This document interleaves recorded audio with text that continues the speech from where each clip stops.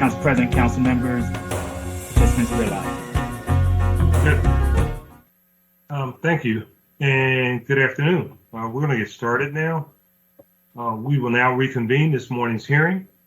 Mr. McDermott, will you please call a roll to take attendance, and members that are in attendance, please indicate that you are present, or whatever you may so choose, to make sure that your image is displayed on the screen. Mr. McDermott, please call the roll. Thank you for calling Philadelphia City Council. A beeping noise will indicate when you are on the show with the host. Okay. Councilmember Bass. Councilmember Brooks. I'm present. Councilmember Dom. Present. Councilmember Gautier. Councilmember Gilmore Richardson. Good afternoon, Mr. President and colleagues. I'm here. Councilmember Green. Councilmember Gim. Councilmember Heenan. Good afternoon, Council President. Good afternoon, colleagues, and thanks, Bob. Councilmember Johnson. Councilmember Jones.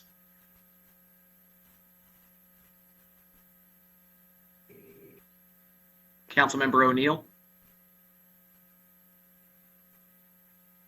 Councilmember O. Councilmember Parker. Good afternoon, Mr. President and colleagues. Councilmember Quinones Sanchez. Good afternoon, Council President and colleagues. I'm present. Councilmember Squilla. Good afternoon, Council President and colleagues. Present. And Councilmember Thomas.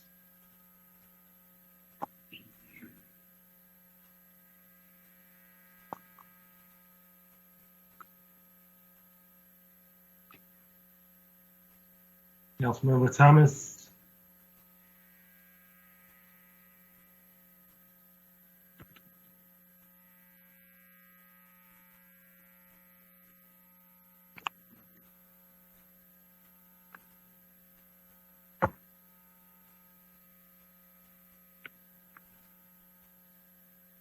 Ready? Okay. Good. I'm present. So we're going to get started now. We will now resume the public hearing and begin taking testimony from the public on the city's proposed budget. But before proceeding, however, I will lay out a few ground rules on how we will proceed with public testimony this afternoon. We are here today to hear from you about the city's proposed operating and capital budgets and proposed tax revenue measures. Due to the COVID-19 emergency, we have implemented special procedures with respect to the public comment, which were advertised, posted on Council's website, and sent out in a press release. Speakers interested in giving testimony were asked to call or email by 3 p.m. yesterday so that we could take the technical steps necessary to provide an opportunity for public comment in a virtual environment. We also encourage everyone who asked to testify to submit written testimony to budgethearings@phila.gov to ensure that their voice is part of the permanent record in the City Council budget hearing. Any testimony submitted that way will be added to the record for this particular hearing. To ensure that there is an opportunity for all of you to be heard, certain ground rules have been established as follows. Your testimony should be about the city's proposed operating and capital budgets and proposed revenue measures. Once your name is called, you will then have up to, today we want to do 2 minutes in order to be fair to all those wishing to speak. We have an extremely long list of individuals, and we really appreciate people wanting to be engaged with this process. But we are going to hold faithfully to the 2-minute limit, so I would ask all who are connected, please adjust their testimony to reflect the 2-minute time limit. Once you're asked to begin your testimony, a timer will be started. When there are 30 seconds remaining to your time, you will be reminded of this. Once your allotted time has passed, you will be asked to conclude your remarks. I would ask Mr. McDermott to please read the name of our first speaker. First person to testify is Erica Guadalupe Nunez. Good morning. State your name for the record and proceed with your testimony.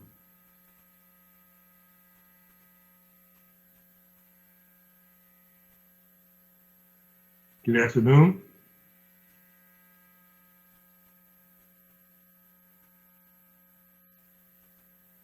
Lonnie, she connected?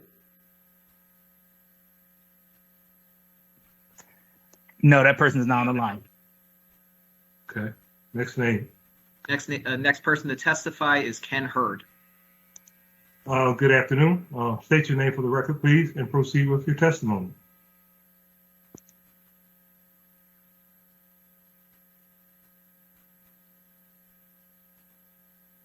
Good afternoon. Are you connected? Guess not. Okay. The next person to testify is Rebecca Harris.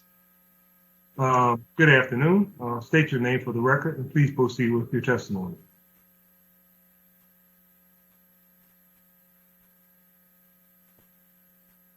Yes, hold on. Someone pressed the button and muted him. Can you hear us now? Go ahead, Mr. Hurd. Hello, you there? Yes, please. Just state your name for the record and proceed with your testimony. My name is Ken Hurd. I've been trying to unmute. Sorry about that. No problem. I'm with the National Writers Union. I'm the treasurer for the Philadelphia chapter here. We also have the Move the Money to Human Needs campaign. We will be sending you written testimony along with a resolution that we will request be looked at by the City Council. We understand that we only have 2 minutes for this, so we're not going to waste your time for further information around this. We'll get back to you definitely. And that, again, is Move the Money to Human Needs campaign. We basically are dealing with the school budgets. We'd like the military armaments moved out of the police force and the money moved into budgets like the school budget. Over and out, that's good. Thank you much, sir, and I think that's good. Thank you. Thank you for your testimony. We appreciate it. The next person to testify is Rebecca Harris. Good afternoon, Ms. Harris. State your name for the record and please proceed with your testimony. Good afternoon, and thank you, members of the council, for this opportunity to speak. My name is Rebecca Harris. I am a District 3 resident currently earning a degree from Penn School of Social Policy and Practice. And today I'm speaking in support of the People's Budget proposed by Reclaim Philadelphia and its partner organizations. From April through July of 2020, I worked at a legal services organization where I staffed a tenant hotline pretty much full time. Some folks, I'm sure, who will speak at this hearing have experienced housing instability themselves, but I have not. And it's difficult to even begin to describe the experience of fielding dozens and dozens and dozens of calls from panicked tenants realizing they could no longer make their rent. These are not folks who are trying to game the system or cheat their landlords. They really just wanted a return to financial stability. They wanted legal advice on how to navigate their situation. And they wanted, for the most part, an opportunity to work things out with their landlord. We know that not all of these tenants have been able to access rental assistance 1 year later. And I hope that our city government does not look straight at these tenants who have just very simple basic needs and slash the funding for programs that could help them and keep them housed. So given all that, I implore the council to follow the recommendations made by Reclaim Philadelphia and shift funding from the police budget, specifically to eviction diversion, HEP, and RTC. And that is what I wanted to say. Thank you. Thank you so much for your testimony. Before we proceed, believe Councilwoman Bass is present. Councilwoman, for the record. Yes, I am present. Thank you, Mr. President. Let the record reflect, and I believe Councilman Jones was also here. We'll be having some technology issues, but okay. Well, Councilwoman Bass, ensure we did have a quorum. Just wanted to make sure that was clarified. Mr. McDermott, next person. Next person to testify is Patricia Wellenbach. Good afternoon. Thank you. For the record, please proceed with your testimony. Yes, good afternoon, Council. This is Trish Wellenbach. I am presently the President and CEO of Please Touch Museum. For 56 weeks, Please Touch Museum was closed due to COVID-19. No joyful play was heard in Memorial Hall for more than a year. To survive this, we knew our museum needed to demonstrate the type of resiliency that we teach our children. While our doors were closed, Please Touch Museum heart needed to be open to our Parkside community and the residents of Philadelphia. And so we pivoted, partnered, and piloted deeply meaningful programs during our closure. We launched an Artist Year program in partnership with AmeriCorps to support creative and performing art learning for Philadelphia School District children in elementary classrooms. We welcomed 44 school district children to Please Touch Museum in a remote learning center created specifically for children who could not learn safely in their rec centers in Parkside. Working with PNC and the Giant Company, we delivered thousands of children backpacks filled with books, games, art supplies, and snacks to address learning loss, food insecurity, and more. But now, as we reopen, we recognize that our museum is needed now more than ever before. The children of our city have suffered a trauma that will define their childhood. As they are grown-ups, we need to help them begin to process the experience of extended social distancing and virtual learning while exploring how to positively re-engage in the world around them. In this moment, I would request that City Council, wherever possible, focus your efforts on our children, whether through education, arts and culture, parks and recreation, or other programs. It's time for us to be the grown-ups they need to help them recover from a lost year of childhood. Thank you for your time and consideration today. Thank you very much for your testimony. We appreciate it. The next person to testify is Bill Maroon. Good afternoon. I'll state your name for the Hello. record. Just state your name. Hello, my name is Bill. Go ahead. Bill Maroon. Mm-hmm. You can hear me? Yes, we can. Thank you. Thank you for hearing my testimony. I'm the current Director of Business Development and Innovation for Resources for Human Development. First of all, I would like to applaud the efforts of the city in dealing with the ongoing homelessness crisis. As you are aware, the city has the highest rate of poverty and the lowest rate of street homelessness among the 10 largest cities in the country. As the rest of the country saw increases in street homelessness during COVID, this city actually saw a decrease. This could not have been done without the leadership of advocates, the trust of formerly homeless individuals, a great provider network, and the dedicated staff of Office of Homeless Services under the leadership of Liz Hirsch. We can end homelessness in this city. Philadelphia has one of the highest housing rental vacancy rates of the largest cities in the country, which fluctuates between 5 and 7%. That means as we speak, 1 in every 20 apartments are vacant in the city. Not all those apartments are affordable, but it puts us in a position like no other city to end homelessness as we know it. Other cities like San Francisco and Seattle deal with 1 to 2% vacancy rates in their city. As we get closer to the goal of ending homelessness, it will get harder. Just as any journey to the top of any mountain gets more challenging as you reach the top. We believe that there are a few strategies the cities can explore that will help us reach the top of that mountain sooner than later. RHD recently developed a collaboration with a hospital and 2 physical health managed care entities to help house 25 frequent users of the emergency room departments across the city. We've seen a 75% reduction in emergency room use amongst that population and an 80% reduction in inpatient hospitalization. We are currently in the process of housing 25 of the most frequent users of the criminal justice system who happen to experience homelessness and have mental health challenges. That project was developed along the same model with the Office of Homeless Services, DBH, CBH, and the Mayor's Office. We believe the city can create more private nonprofit partnerships to help end homelessness. If the city looks at pay for success and social impact investments in Denver and San Jose, in Chicago, there is a flexible housing subsidy fund, which the hospital system has put $500,000 into that fund, and the managed care entities put $1.8 million into that fund. We also believe that CBH and DBH should investigate the use of value-based payments to help community-based organizations like RHD reinvest savings from multiple systems into ending homelessness.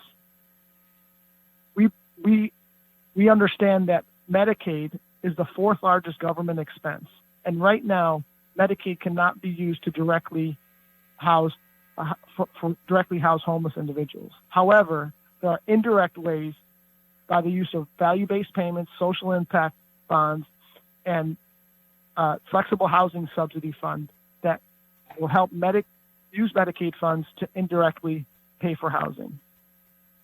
We know that there are people who have been to the mountaintop, they've seen the end of homelessness, and with these few ways to encourage private and for-profit partnerships, that we can help everybody see the end of homelessness.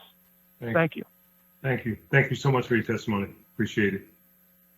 The next person to testify is Melissa Robbins. Good afternoon. I'll state your name for the record. Please proceed with your testimony. The next few people are. Next two people are not on. The next person would be Sauer.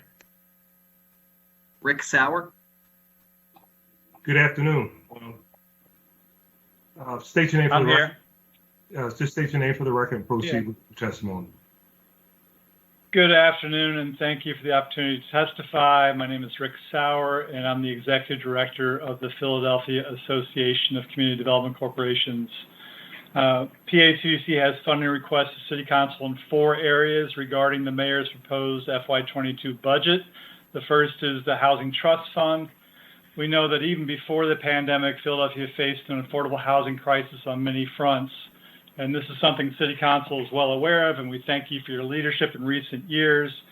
In particular, in 2019, there was an agreement reached between Council and the administration to commit $20 million in general fund resources annually to the Housing Trust Fund.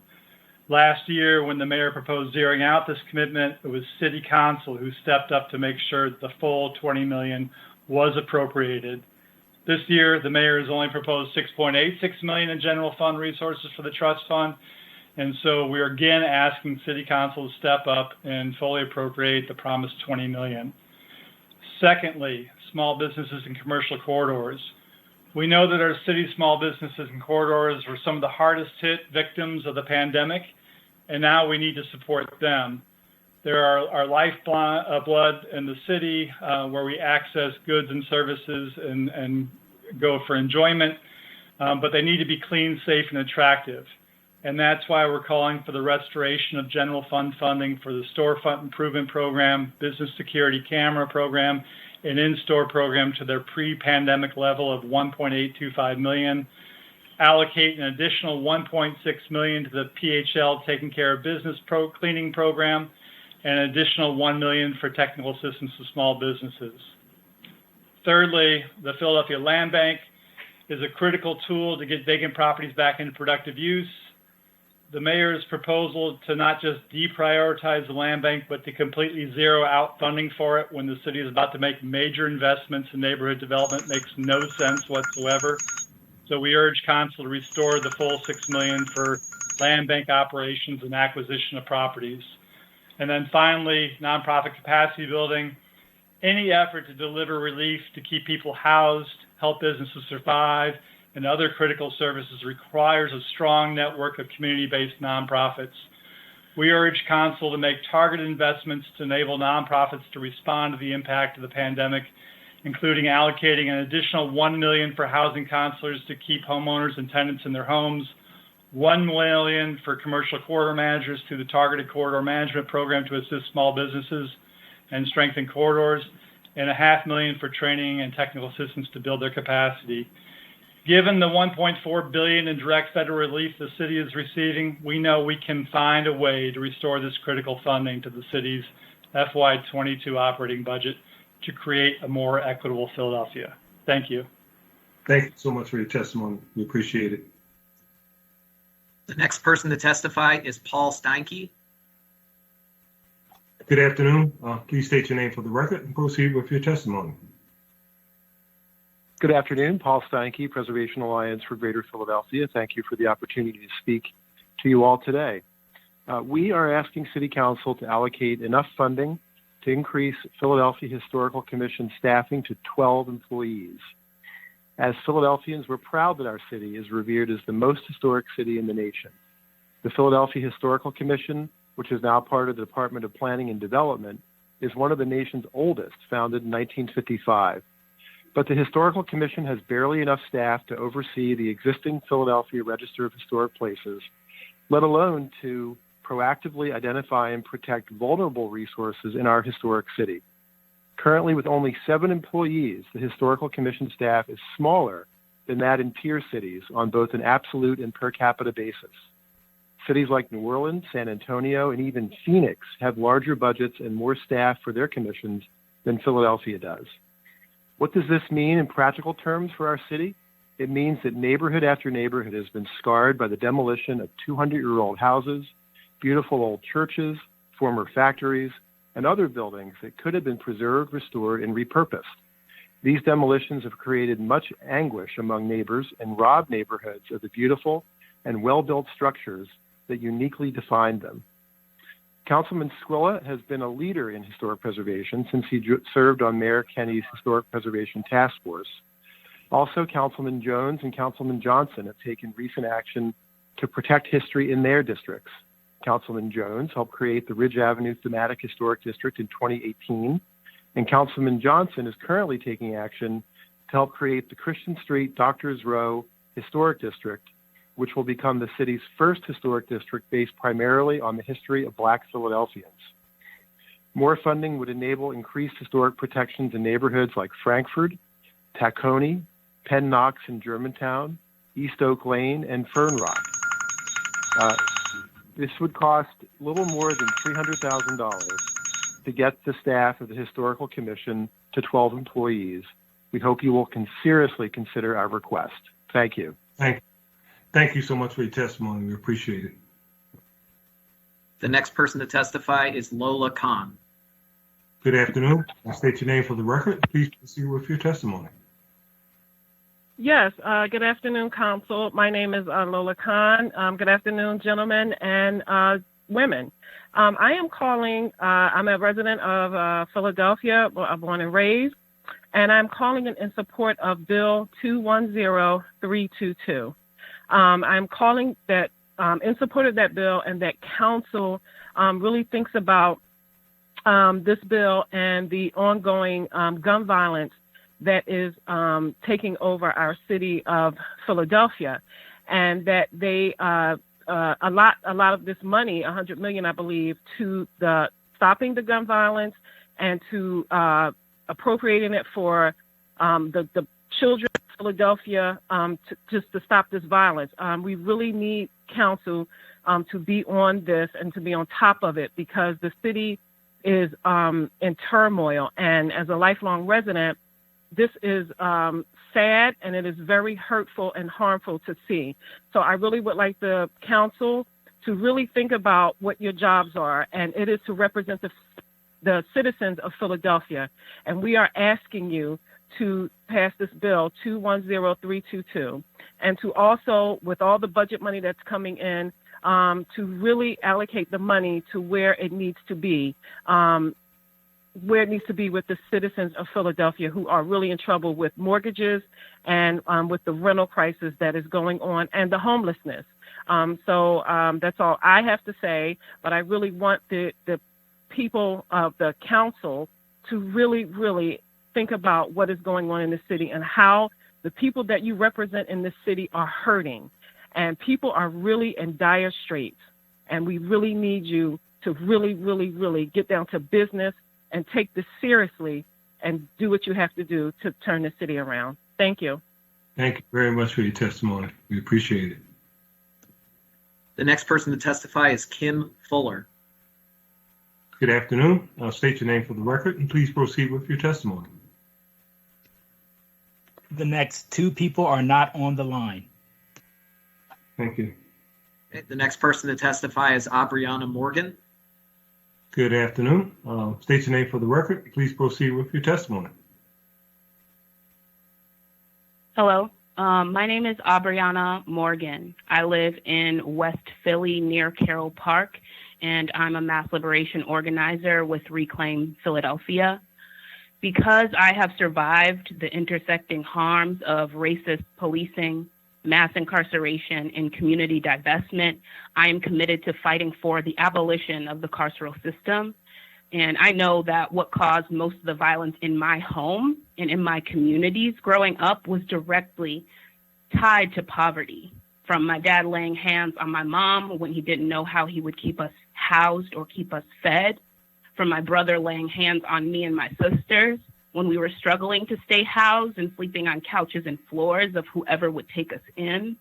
And from multiple family members choosing the street life to provide for us when employers weren't hiring young Black folks and ending up incarcerated for way too long for petty theft, armed robbery, and drug dealing. But I want to share another story that's weighing on my heart today, and it's one of the lowest points in my life, where my mom was addicted to heroin, and I didn't know how to ask for help as a child because I knew that asking for help could make my mom go away for a long time. That oftentimes young Black children's cries for help are met with punishment for themselves or the people that they care about. And so we didn't ask for help. We were homeless, sleeping in hotels, in cars, struggling when we were housed to pay for water and gas and electricity, and all the while expected to perform well in school. The amount of neglect for our children, for our young people, for people struggling with drug use is unacceptable. And we keep begging for scraps, begging for investments in affordable housing, begging for harm reduction services, begging for safe and healthy schools to send our babies to. And we're consistently met with, there's no money for that. We don't have the funding for that. That should come from the state. You have to wait on someone else. But I'm tired of waiting. The money is there. The Philadelphia Police Department's budget, if you factor in money that's hidden in other parts of the city's operating budget, you know that we're spending over $1 billion on policing and surveillance of Black and brown bodies. And we have corporations and nonprofits in this city who are refusing to pay us.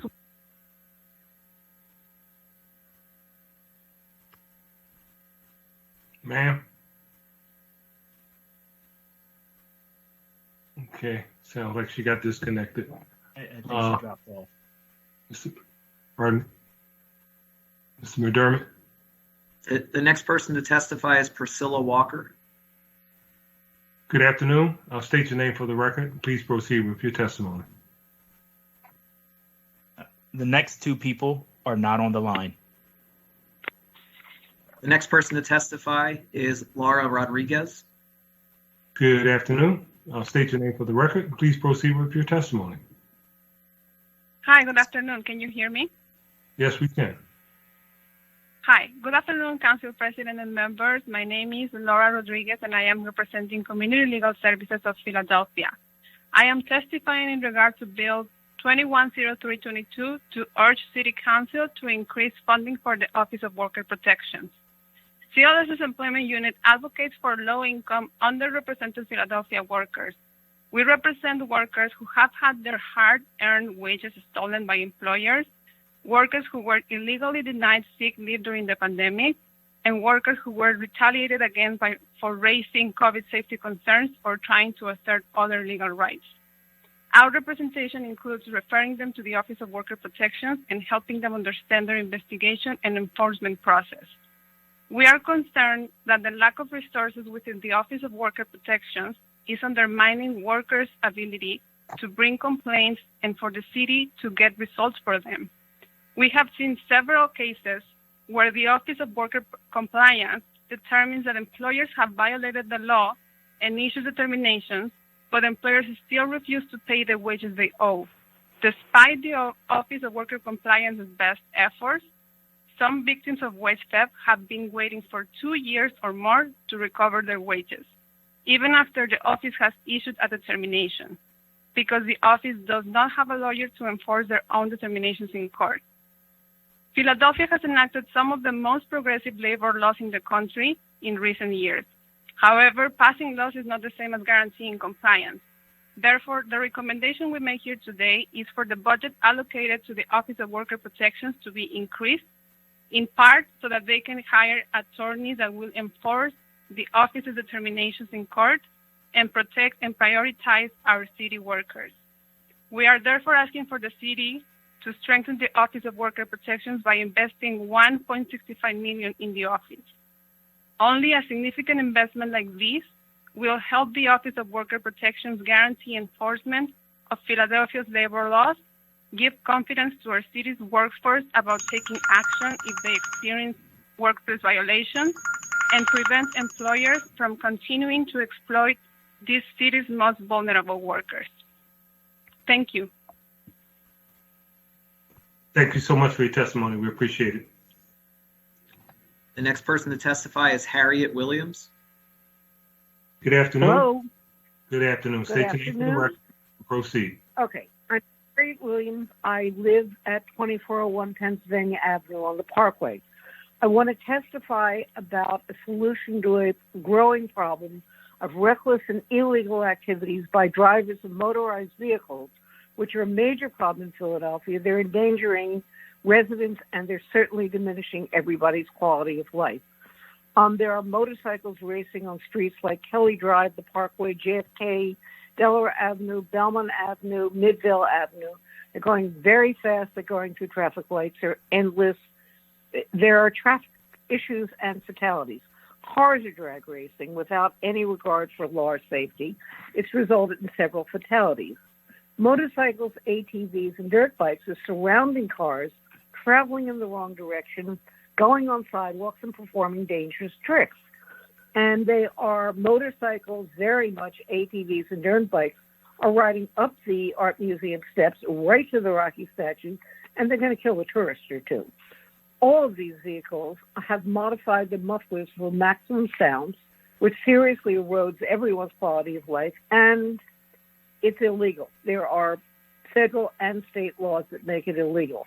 We're asking for a comprehensive approach to this, which is we're asking the city to fund a dedicated strike force within the police department to deal with illegal and unsafe activity of motorcycles, souped-up cars, and unauthorized and illegal motorbikes and ATVs. We want it to have enough personnel to solve the problem. We suggest this is a possible use of public safety officers who were approved by voters in the 2019 amendment to the city charter.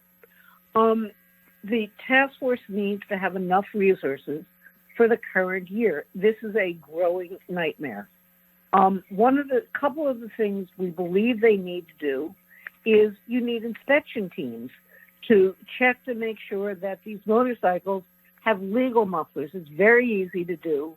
And if they couldn't make all that noise, they'd be less likely to be speeding around. Cars are also becoming a real problem and a growing problem, and the fine needs to go up to $250 for tampering with your motorcycle. And ATVs and motorbikes, the strike force needs to deal with because there are laws against doing what they're doing. The last thing we're asking for, in the Fairmont area, we've had numerous discussions with the street department. And thank you, Councilman Clark's office, about installing red light cameras. And we think these will make a difference because you will be able to catch motorcycles and cars that are speeding. Thank you very much. Thank you for your testimony. We appreciate it. The next person to testify is Elisa King. Good afternoon. State your name for the record. Please proceed with your testimony. She is not on the line. Thank you. The next person to testify is Will Gonzalez. Good afternoon. State your name for the record. Good afternoon. Testimony. Good afternoon. Thank you for giving SEBA the opportunity to testify today. Thank you for your leadership in seeking a more equitable budget for the city of Philadelphia. We respectfully request that the city's budget seize the opportunity of our economy coming back post-COVID-19 and the infusion of resources from the American Rescue Plan. Those are resources to maximize the city's investment in affordable housing and community economic development. We should be doubling down on these opportunities now. The SEBA Latino Equitable Development Collective is ready to help the city multiply its investments and to meaningfully impact the production of affordable housing units in Eastern North Philadelphia. That is so thanks to an agreement that we have with the Philadelphia Housing Authority. That agreement transfers 240 properties to the 4 Latino CDCs that are part of the SABA Collective. That includes APM, ACE, the Norris Square Community Alliance, and Esperanza. The 240 PHA properties are in one of the most rapidly gentrifying neighborhoods of Eastern North Philadelphia. We also encourage you to strengthen the city's housing counseling capacity. We have a tale of two cities.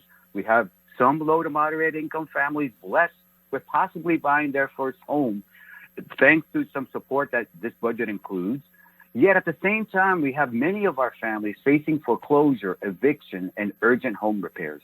Housing counselors are the frontline workers, the housing first responders, and we need more of them to handle both sides of the increased demand that they're going to face.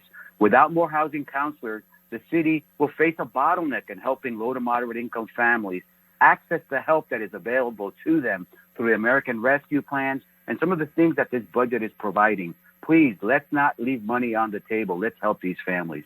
Last but not least, please also ensure that the city's budget provides the resources to the city commissioner's office to ensure that LEP Philadelphians, limited English proficient Philadelphians, eligible to vote, that they can do so in the top 7 languages in the city.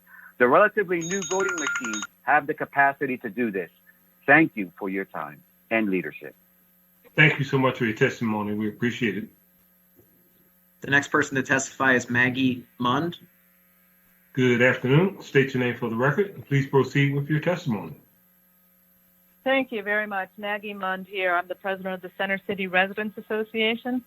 We represent Center City West, from Broad to the Schuylkill River and from JFK down to South Street. Generally speaking, I wanted to say that CCRA supports the fiscal year 2022 operating and capital budgets presented by Mayor Kenny to City Council. As we stated in our testimony as a member of the Comptroller's Community Advisory and Accountability Council, Philadelphia needs a well-trained professional police force. We need to provide more housing for people in crisis. Finally, we need to fully fund education and other neighborhood support services as they are necessary to tackle the multiple multi-generational cycles of poverty that plague too many of our neighborhoods. Specifically, CCRA supports the increased funding to improve mental health services, transitional housing, and police reforms, including but not limited to budget items addressing the 911 co-responder and mobile crisis units, violence intervention and community response teams, the Citizens Police Oversight Commission, non-congregate sheltering capital improvements, and full funding for the Philadelphia Eviction Prevention Project. CCRA also supports investments in education in the neighborhoods, including but not limited to budget items addressing the Philadelphia School District, the Community College of Philadelphia, and the Octavius Catto scholarships, additional slots for Philly Pre-K, increased funding for the Free Library of Philadelphia, and increased funding for the Philadelphia Departments of Parks and Recreation. However, a healthy city budget is nothing without a healthy center city. Therefore, the City of Philadelphia must also invest in services and programs that will encourage businesses, tourists, and employees to return to this area. Quality of life concerns in Center City, which we define as street crime, meaning theft and assault, vandalism, aggressive panhandling, public urination and defecation, sidewalk obstruction, and noise, must be addressed if our retail stores, restaurants, theaters, music venues, and office buildings are to rebound. This will require more than roving co-responder teams of police and social service representatives. Through the Center City Coalition, comprised of 25 businesses, high-rise residential buildings, and nonprofit organizations, we formally requested a police mini-station be located on the 15th Street corridor. That is still our request. This would permit the quick disbursement of teams of trained police officers and social service representatives to address these concerns in real time. These teams could serve as a transition during which Philadelphia developed a civilian enforcement detail whose exclusive responsibility is to address quality of life concerns, similar in concept to the traffic enforcement officers which had been previously proposed by the council president and strongly endorsed by voters in a referendum. Finally, CCRA also encourages the city to invest in the city's digital infrastructure, which is essential to laying the foundation for a vibrant 21st century economy. Ideally, the city would use some of its federal dollars to invest in broadband and 5G infrastructure for all citizens, regardless of their zip code. Such investments also provide an excellent opportunity for the city to work with the large technology corporations based right here. Our residents, including our students in every zip code, need 5G to happen now. Thank you for the opportunity to address the council. Thank you so much for your testimony. We appreciate it. The next person to testify is Kara Tennis. Good afternoon. State your name for the record. Please proceed with your testimony.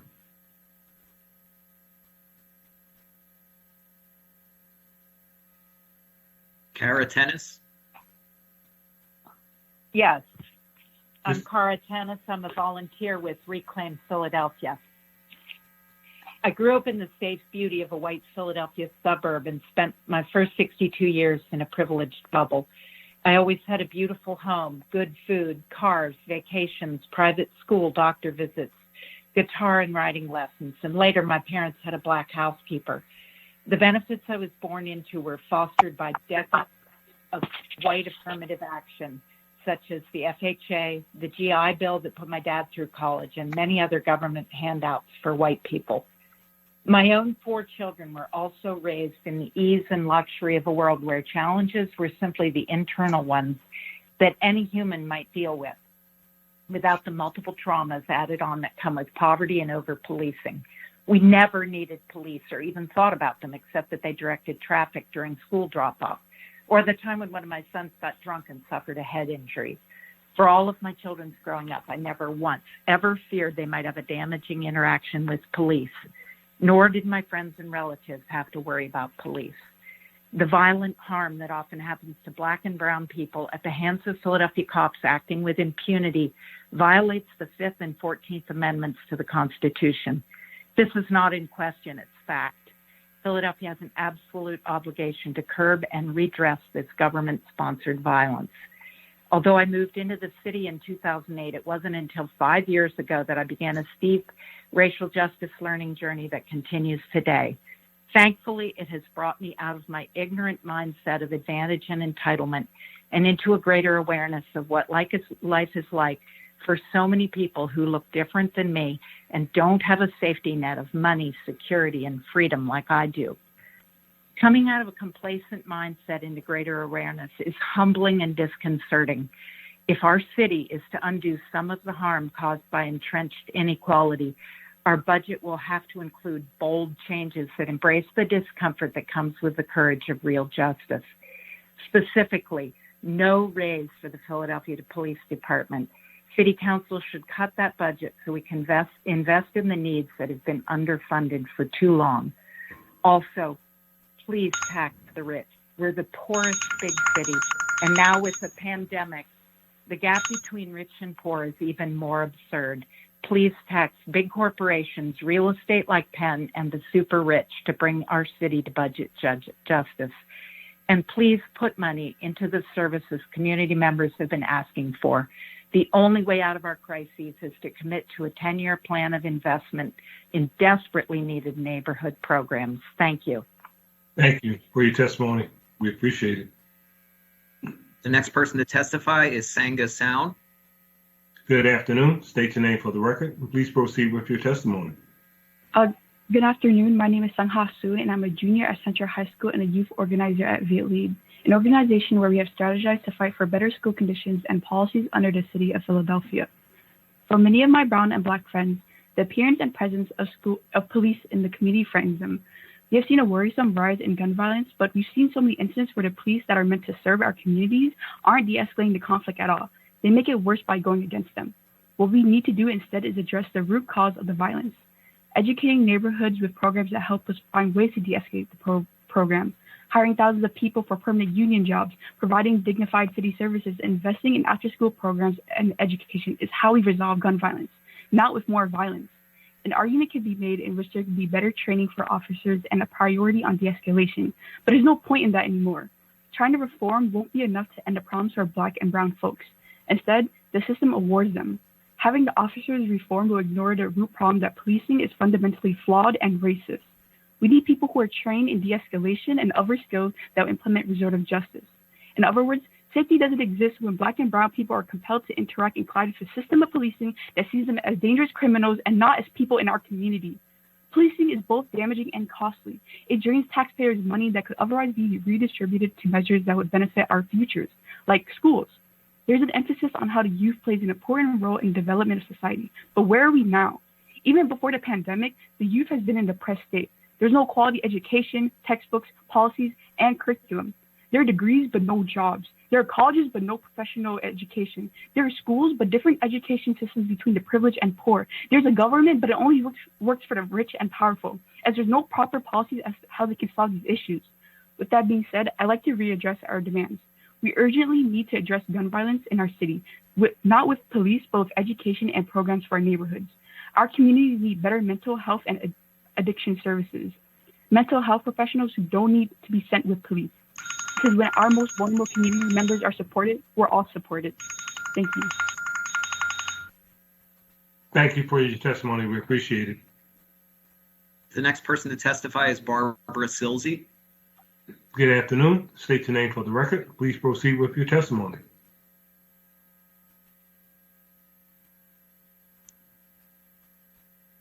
Barbara Silsey. Yes, I'm here. Can you hear me?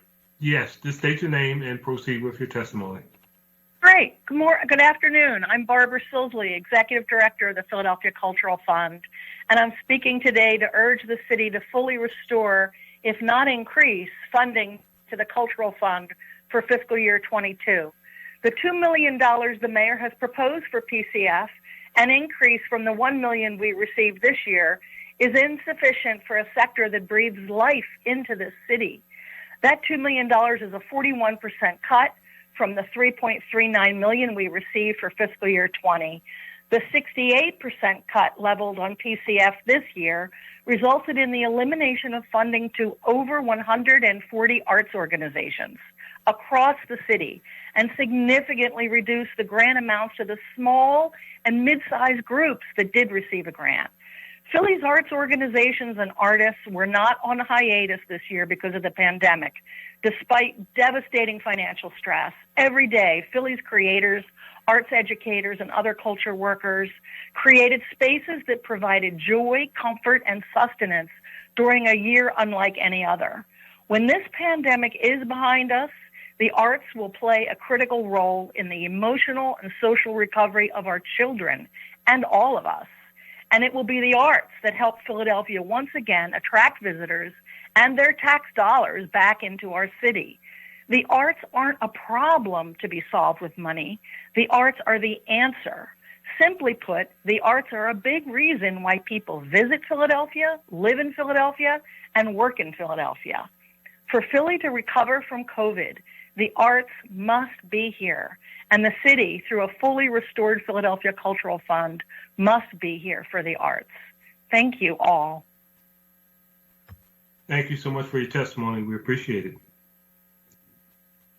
The next person to testify is Tanetta Edens. Good afternoon. State your name for the record and proceed with your testimony, please.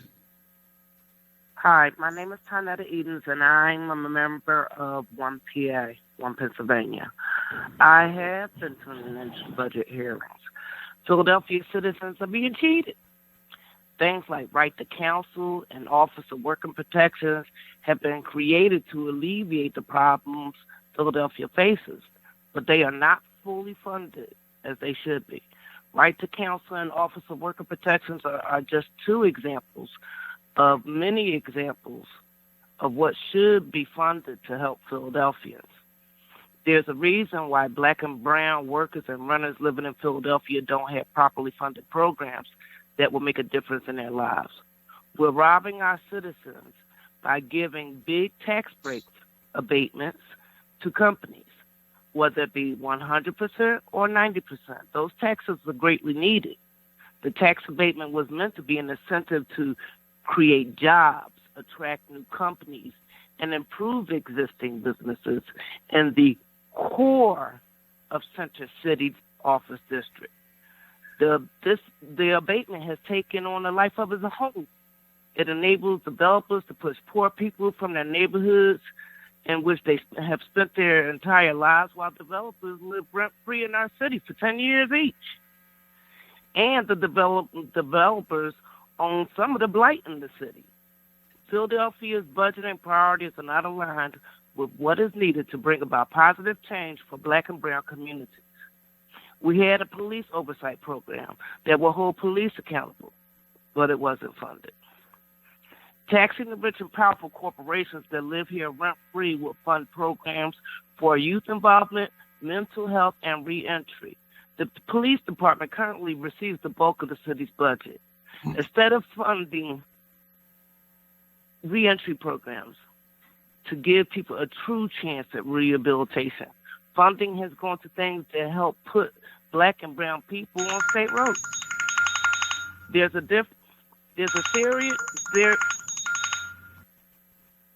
serious need for reentry programs for people coming from prisons in hopes of paying fines, restitutions, unemployment, stable housing, transportation to look for employment. You know, people often resort to old habits to obtain these resources, and some never come back from those old habits. I truly believe that if the budget is prioritized properly, it would alleviate the problems of working class residents of Philadelphia. The end of the free ride for corporations is very much needed. Choose people over profit. Thank you. Thank you so much for your testimony. We appreciate it. The next person to testify is Chelsea Vaughn. Good afternoon. State your name for the record and please proceed with your testimony. Good afternoon, all. My name is Chelsea Vaughn. I'm a senior at Gamp High School, and I've been a youth leader with Viet Lead for 2 years now. Today, I want to bring the issue of overfunding the police to your attention. With recent events shining a light on how unfairly the police departments operate, we need to ask ourselves if investing more money in this area will solve the problem. Currently, the police department has the most funding out of any other program in Philadelphia, yet there is no difference in crime or violence rates. We are putting money into systems that are failing to keep our people safe instead of reinvesting in our own communities and their needs. Reallocating funds toward public housing, free libraries, public schools, and mental health resources are ways to take care of our community from within.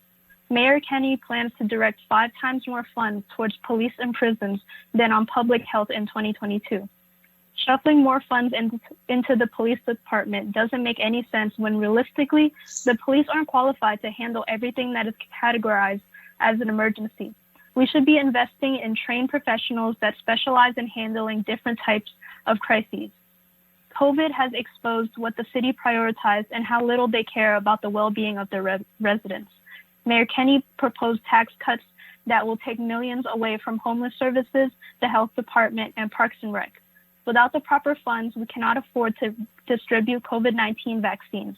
How would a cut in homeless services look during an unpredictable year of unemployment and layoffs? What can rec centers do when they're understaffed? When thinking of these services, we often assume that there's no money for such things, when in actuality, there's plenty of money, but it's being funneled into one place. Thank you. Thank you for your testimony. We appreciate it. The next name on the list is Melissa Robbins. Good afternoon. State your name for the record. Please proceed with your testimony. Hi, good afternoon. Thank you all for having me. I'm calling for comment on Bill 210423. It's regarding the piece of legislation that was, I think it was led by Councilmember Alan Dom, supported by Mark Squilla and Derek Green. I'm appalled that you three would take the position to continue to demonize and criminalize Black males.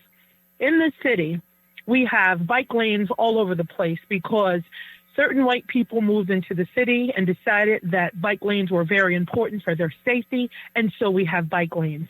If you look around this city, we have more doggy daycares than we have children daycares. Black people can't afford doggy daycares. We can hardly afford dogs, let alone feed our families, but you cater to this community. White supremacy is toxic, and it's sick, and it's disgusting, it's disruptive and destructive, and we all are hurting in a city where we have 26% plus poverty. I'm not telling you anything that you don't know, but I want you to know this.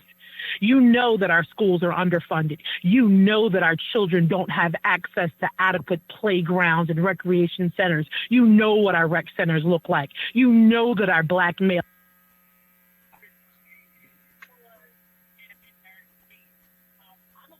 Ms. Robin? Hello, I'm here. Can you hear me? Go ahead. Go ahead.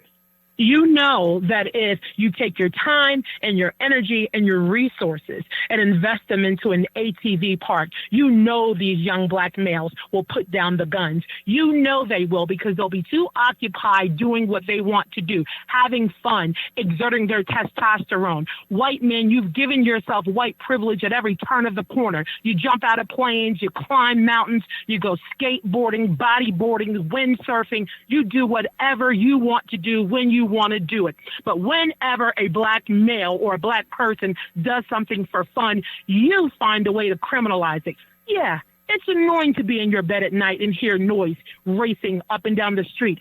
But if you give them an ATV park like you did to skaters, then they too, please let me continue. This is very important. If you give them a skate park like you gave the white guys that were skating all over the city, then you would not see all of the biking. The city of Philadelphia, you partnered with the Commonwealth of Pennsylvania, Philadelphia Parks, Recs, Planning Commission, Commerce Department, Benton Construction, Tony Hawk Foundation. At the time, it was State Rep Babette Joseph. It's Brian Sims. It was Larry Farnese. Now it's Nikhil Seville. It was Michelle Brownlee. Now it's Donna Bullock. Even you, Councilman Clark. Philadelphia Sports Congress. All of you got together to include the Schuylkill River development. You found a way to make it a priority to make sure there was a skate park in front of the museum. Shame on you and any of you for voting for this bill to continue to criminalize black bodies. And if you have a Black Voters Matter or Hate Doesn't Live Here sign in your window, think about why it's there. Please do not continue to criminalize black men. Use your vote and make sure they get the skate park to ride their bikes freely and exert their testosterone like you white men do. Thank you. Thank you for your testimony. We appreciate it. The next person to testify is Jonah Eaton. Good afternoon. State your name for the record, and please proceed with your testimony. Thank you very much for your time. My name is Jonah Eaton. I am the Director of Legal Services at the Nationality Service Center here in Philadelphia. I'm here today regarding 2103, 2021, and 22, and I'm asking Council to fund the Pennsylvania Immigrant Family Unity Project, or PIFUP, at $300,000 for this fiscal year. This program aims to provide representation to all detained immigrants. Philadelphians detained by Immigration and Customs Enforcement are usually taken to York County Prison, where they'll face an immigration judge who works for the U.S. Department of Justice and an ICE prosecutor. And if they can't afford a lawyer, they face these federal agents all alone. PIFUP is a statewide coalition seeking to remedy this injustice. Funding has come so far from Philadelphia and the Fels Foundation, and I'm very happy to report that the Pittsburgh Foundation has recently funded us to represent clients from Allegheny County, and our partners in Western PA are working to gain support from the city of Pittsburgh. Philadelphia's leadership has truly set an example for the Commonwealth. We have a new president, which is an enormous relief for both those of us in my business, but without an overhaul of the immigration laws, this system will remain cruel. An exceptionally complicated system and its enforcement agents, detention beds, and difficult legal system existed long before Donald Trump, and it remains fully intact, continuing to threaten our community. Many of the same harsh laws passed in the 90s that vastly escalated mass incarceration in this country were also aimed at immigrants. And no matter who is in the White House, those laws will be enforced, disproportionately harming immigrants of color.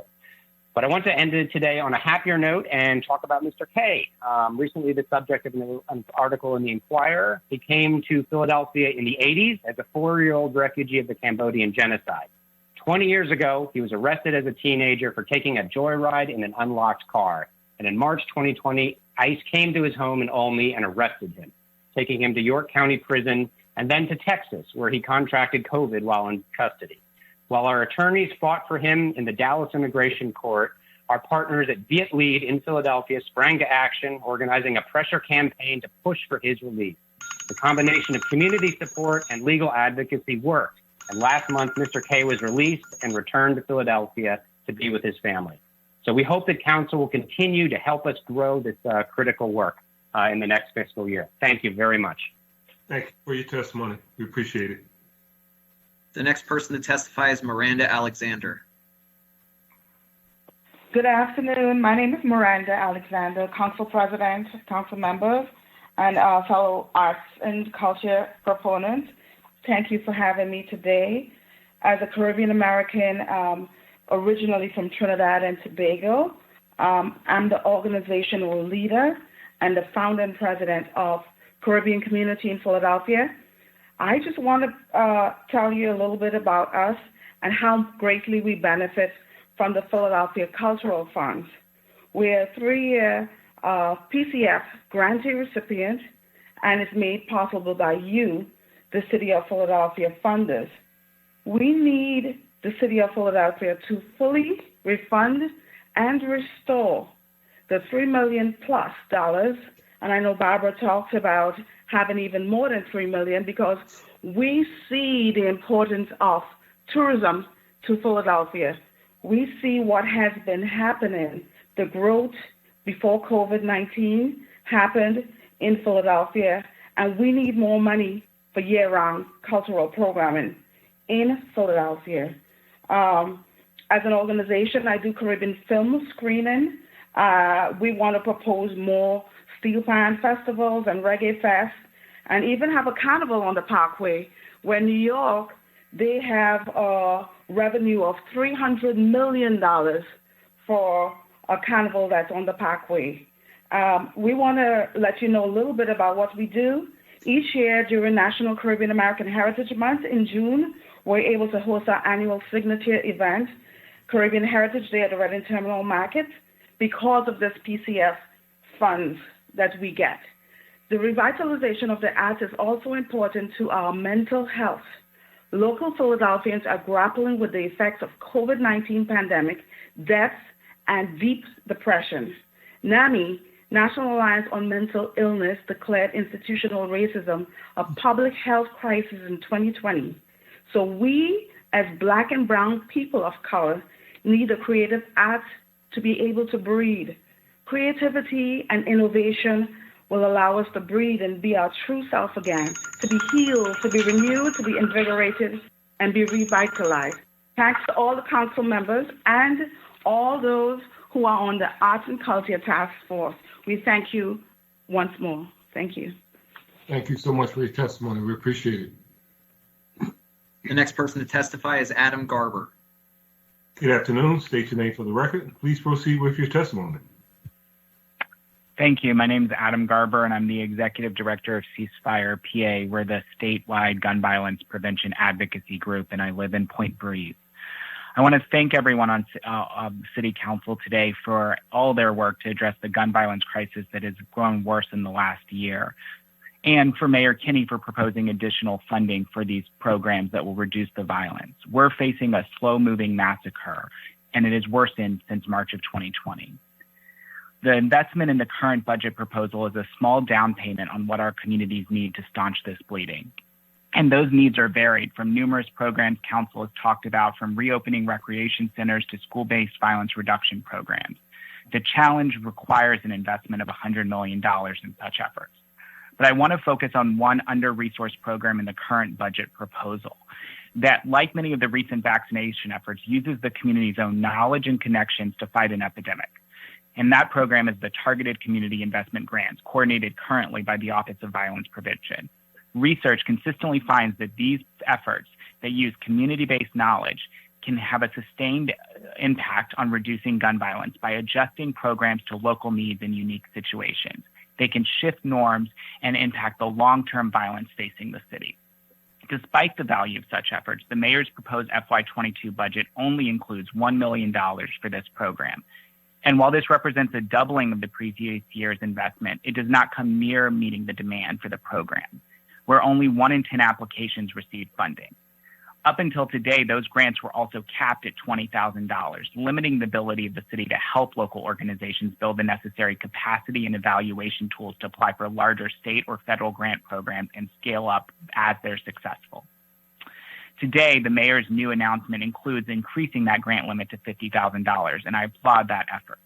But to really succeed and build the support of community groups throughout the city that are working through trauma-informed care, street intervention, and other methods through youth mentoring to reduce this violence, I'm urging City Council to do 3 things. First, provide $7.5 million in funding in the FY22 for the Targeted Community Investment Grant Program.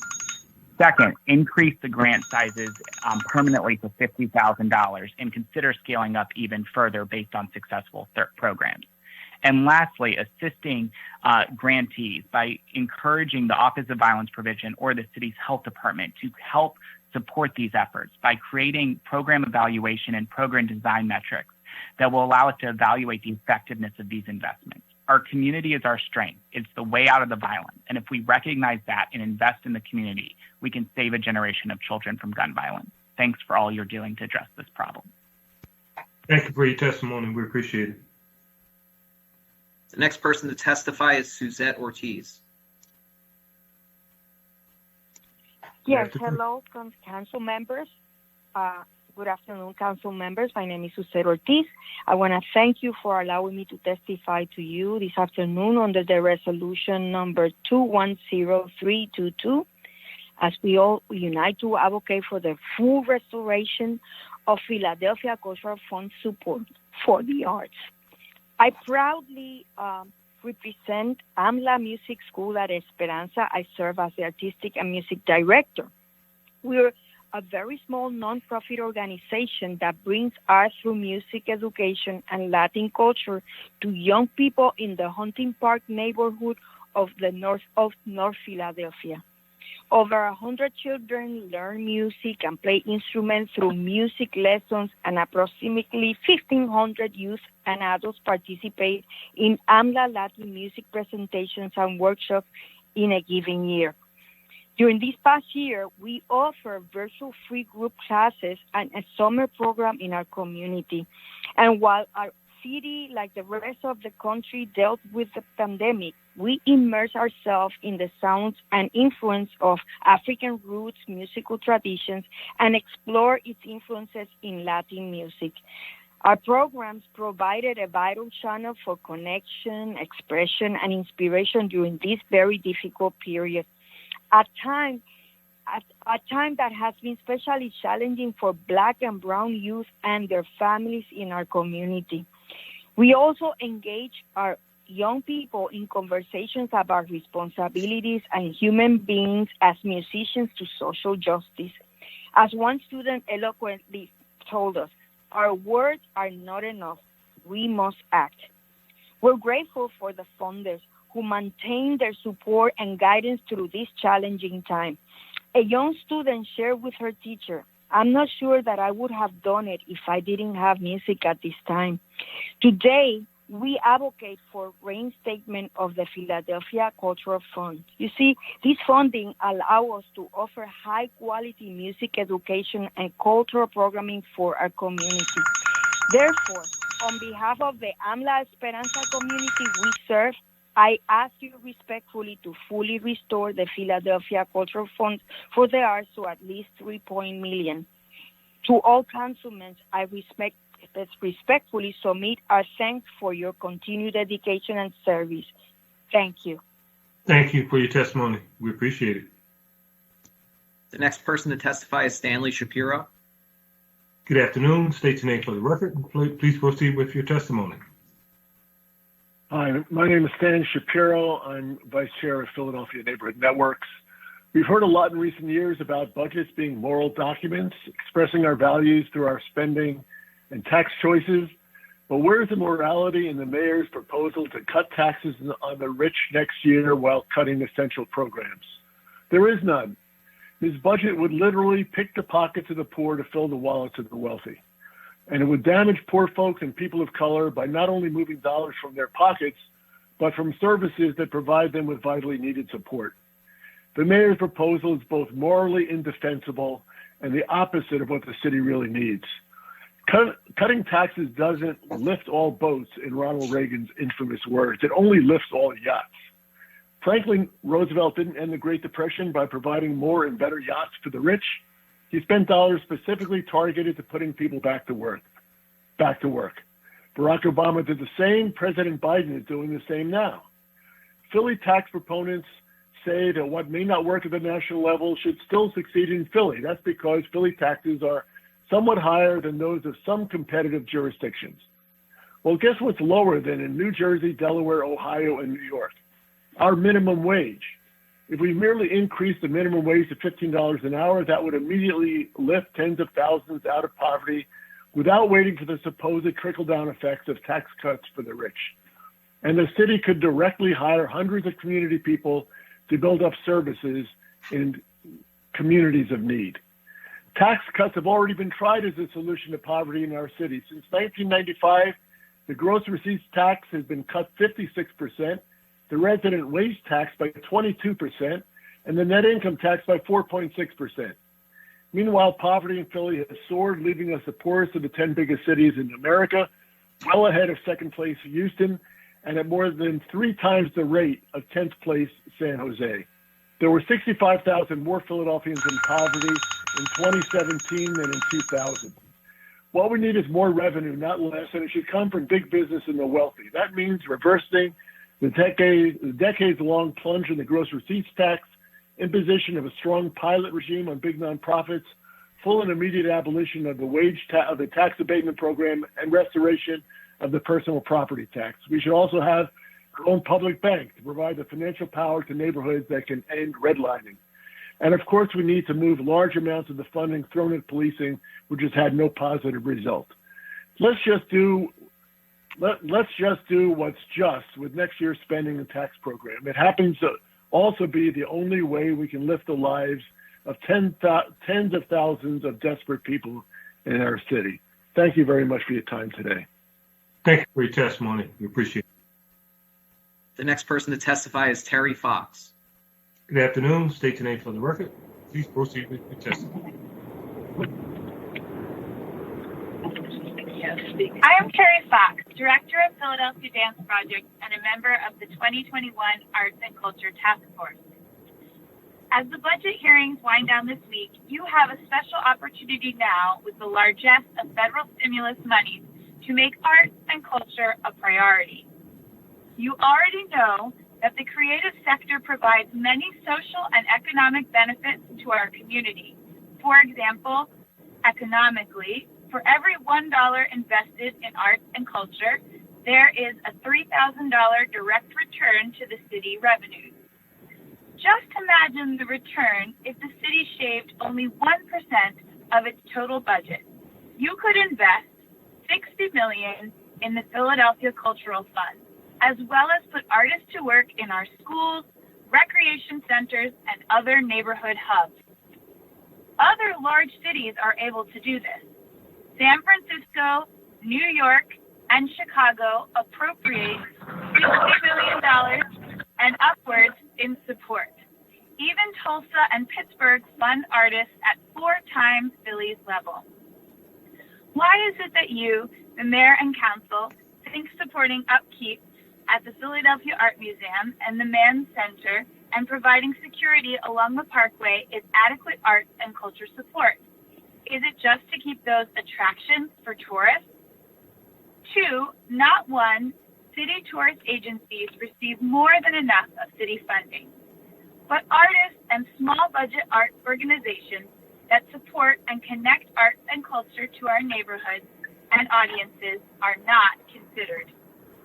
If the city is interested in maintaining a reputation as a thriving cultural destination, support for our cultural sector and access to resources must be democratized for all artists and small organizations.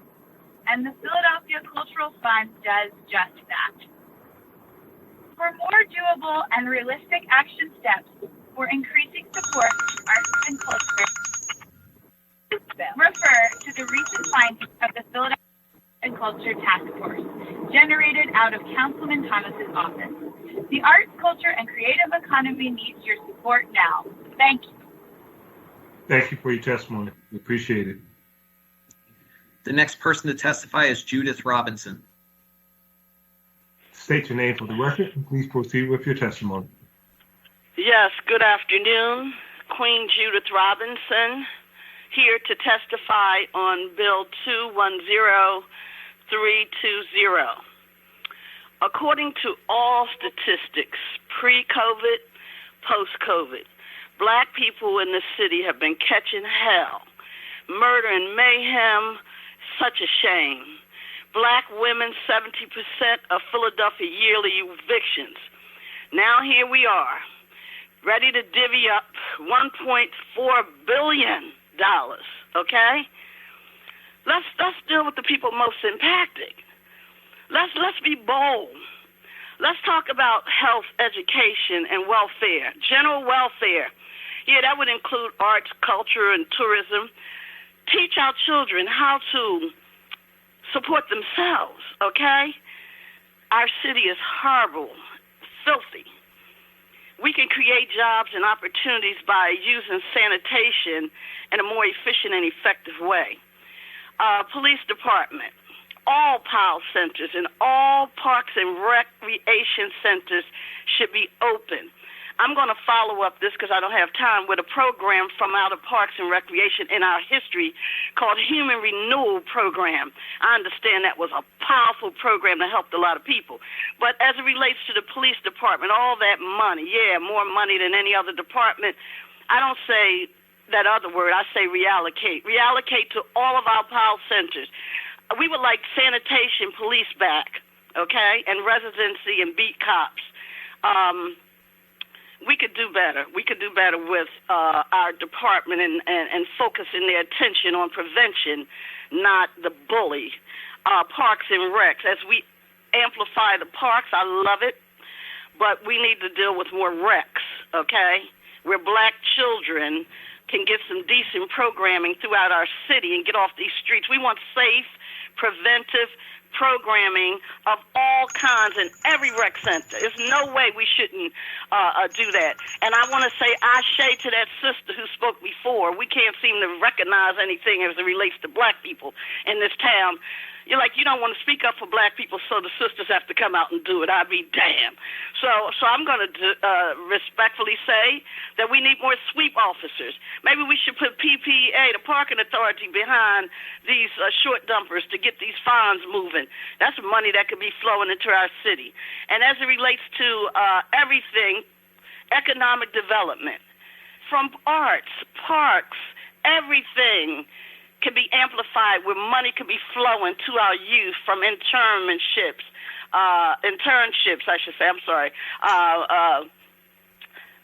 any kind of workforce development that we could do with our youth. That's an economic and an anti-violent tool that we have and we can use. I say ditto to every smart thing that I've heard this afternoon. We just want to make sure that you all, council people, are hearing us, that the mayor with all them 99 doggone task force, let's get out. Okay, after the task force, then what? Then what? With all this money, come on, y'all. I'm uptown here, 32nd Ward, 13th Division. Yeah, I'm asking for black young folk. I'm calling for all that money that's going to flow in here. Let's not. You know how you protect your children. Let's protect all of our children. Stop with the nonsense where we're going to segment markets. No, you bring that money right up here to the folks that are doing the work already. Activity grant funding should be increased for all the work we're doing on the streets that you all don't even acknowledge. Yeah, we're still working no matter where we are, no matter how much of a shoestring we're working on, we are doing the work. So we want to make sure that you know about it, that we get the funding to expand what we're doing, to train, because we're talking about resetting. We want you to be bold in your thinking. You got to think outside the box. You can't keep doing the same thing with all this new money and think that we're going to reduce poverty. I saw all your reports, but I say, listen, reports are nice. You pay somebody even for that. Put our youth on that team. Listen, but you could talk all day, but we're out here in need of actual services of all kinds, from A to Z, from abuse prevention for our children to behavioral health, to all kinds of services that can be preventive. And any talk about housing that does not include PHA, you all are not doing your due diligence and you're not being thorough. How we got black women running around trying to find housing, you got PHA with vacant houses. To be continued. In addition. Ms. Robinson, can you kind of wrap it up? Your time. Yeah, well, I was listening for the bell. Okay, thank you, Councilman, for being the bell, okay? And last but not least, you know, please think outside the box. I'm just going to leave with that because it's to be continued when we have other hearings, parks and recs especially, sanitation, all of that. Thank you so much for the time. We appreciate your testimony. Thank you so much. The next person to testify is Janine Miller. Good afternoon. State your name for the record. Yes. Hi, good afternoon. I'm Janine Miller, Director of Advocacy and Community Engagement at Project Home, and I'm presenting testimony today on behalf of Sister Mary Scullion, Executive Director at Project Home. We're a nonprofit working to break the cycle of homelessness and poverty through 936 units of affordable housing, street outreach, employment, healthcare, and education. Our current projects are creating units for people who are aging, in recovery, exiting foster care, and/or identifying as LGBTQIA. Specifically, each project needs capital, operating, especially rent subsidies, and supportive services funding to meet increasing need. I will be emailing longer testimony to each of you, and we're always available to answer questions. We see that housing with support works. I want to tell you about a member of our community, Linda Costello. She had all the things you need for stability: a job, a home, a car. After losing her job, Linda ended up in the shelter, sleeping on chairs during the night, developing infections in her legs and living in cramped conditions with many other women in need. She found her way to Project Home's Hub of Hope in Suburban Station, where she was able to take care of her physical health, goals, health, and relationships. The support that Project Home provided Linda every step of the way helped her to provide a permanent home in one of our buildings. Especially during a pandemic, we clearly see the connection between housing as a key determinant of health. We have to do more to prevent and address homelessness by addressing poverty. We must also correct the systemic racism that disproportionately leaves people who are Black, Indigenous, and people of color without access to permanent housing. As Linda's story shows, homelessness is a complex problem that requires multiple affordable and accessible housing resources. It's a national problem and can only be solved with substantial federal commitments. Now more than ever, we're encouraged to see that the federal government is increasing their investment in a variety of housing solutions, both from a human perspective and a financial one. But with that in mind, and the knowledge that there's $42 million of additional federal resources for homelessness coming to Philly, and Council's leadership with the additional $400 million in the Neighborhood Preservation Initiative funds, I'll focus quickly on what is specifically needed to address the areas of housing, jobs, and services in our upcoming budget. We know that long-term permanent supportive housing is the single most effective in terms of cost and human need to prevent and end chronic street homelessness for people with behavioral health issues. Many of the recommendations that I'll give, and I will say it quickly and then send them along to you, are pathways to permanent housing, but permanent housing is by far the most important answer. So we want to look more at SRO types of units, single room occupancies, safe havens, respite, programs like Journey of Hope that are administered by the Department of Behavioral Health, Housing First programs, dedicated shelter beds for our street outreach programs. Young adult housing prevents long-term homelessness among young people. We need housing for supports with people who are aging, starting at age 50, desperately, desperately needed. Rapid rehousing is effective if the individuals have a history of prior independent living and coupled with strong adult daily living skills. We have seen barriers like in the application process, especially for people who've experienced homelessness. Housing must be recovery focused and prioritizing recovery focused housing models within the city's Office of Homeless Services. As you move towards finalizing these budgets, we do ask that you prioritize long-term stability for people who are homeless or at risk of homelessness with behavioral health needs. One way to do that is to increase the Housing Trust Fund and dedicate 50% for extremely low-income people. And of course, as it was just mentioned, increasing utilization of the Philadelphia Housing Authority vouchers. We will share other ideas for jobs and services. I wanted to quickly highlight two that are critical to stability. Recovery services, both new recovery housing, long-term focused, recovery options, and addiction treatment on demand. And of course, our emergency response, improving policy and practice of integrating behavioral health supports in our emergency response system. We hope to continue this conversation with you as new local and federal resources become available, because as we say at Project Home, none of us are home until all of us are home. Thank you for your time. Thanks for your testimony. We appreciate it. The next person to testify is Roberta Fallon. Good afternoon. State your name for the record and please proceed with your testimony. My name is Roberta Fallon. Thank you for giving me the opportunity to speak to you. I'm an artist and the executive director and editor of Art Blog, the only online nonprofit arts journalism publication in Philadelphia. I started Art Blog with another artist, Libby Rossoff, in 2003. Our content is free and accessible online, and our free newsletter serves 3,600 subscribers. Our audience is a cross-section of Philadelphians. Our revenue is from ad sales, donations, and grants. We have received a grant from the Philadelphia Cultural Fund for the past 3 years. In 2021, our PCF grant was $6,094, a reduction from previous years due to the pandemic budget. Other grants were likewise cut or curtailed in 2020, and our ad revenue crashed. We laid off our one half-time employee in April 2020 and have not replaced them. Our big project during 2020 was Artists in the Time of Coronavirus, a 5-month online exhibition with 300 artists participating. We are small and we are still operating, but at reduced capacity. Other small arts groups are at great risk of closing. Fully funding the Philadelphia Cultural Fund is vital to Philadelphia's recovery, financially and on a symbolic level. Robust and full PCF awards signal that the city values the arts and what arts groups do provide in neighborhoods throughout Philadelphia. Fully funding the Philadelphia Cultural Fund will energize the arts community, and an energized arts community will help Philadelphia recover. Let the artists help Philadelphia recover. They love the city and would love to step up. They have ideas and are makers and doers and persons. Arts projects can have lasting impact on the community.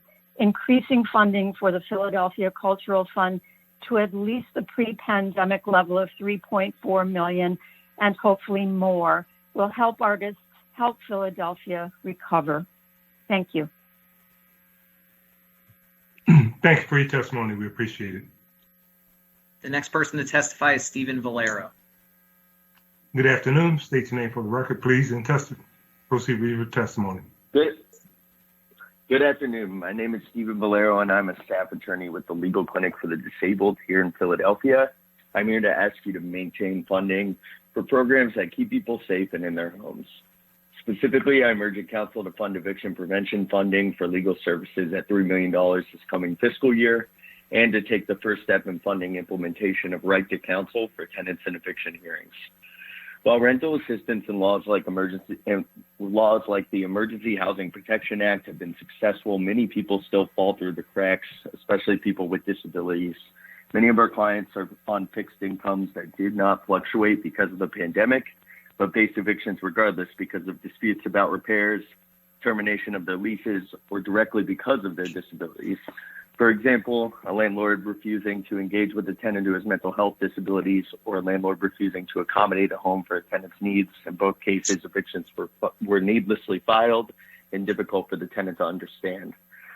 These are issues that laws and money cannot fix on their own. People need legal assistance to help them navigate these laws and to navigate the court process itself. And this will allow them to utilize the tenant protections for their intended purpose.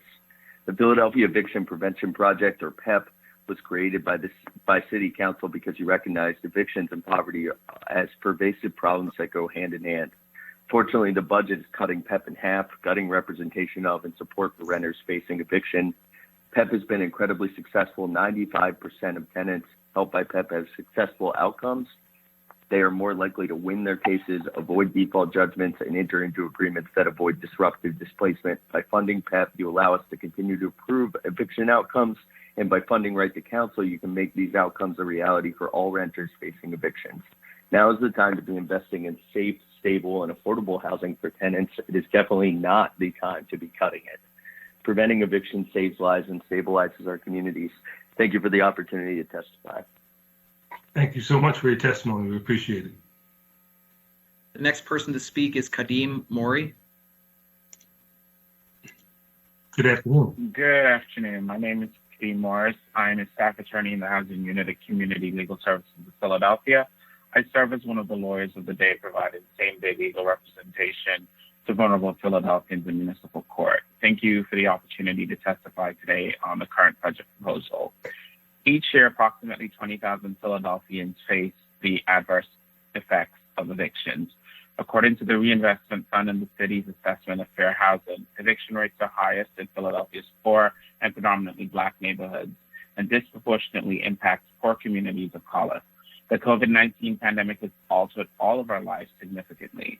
The home has become a place of refuge to us all and an essential place for learning, working, and social distancing.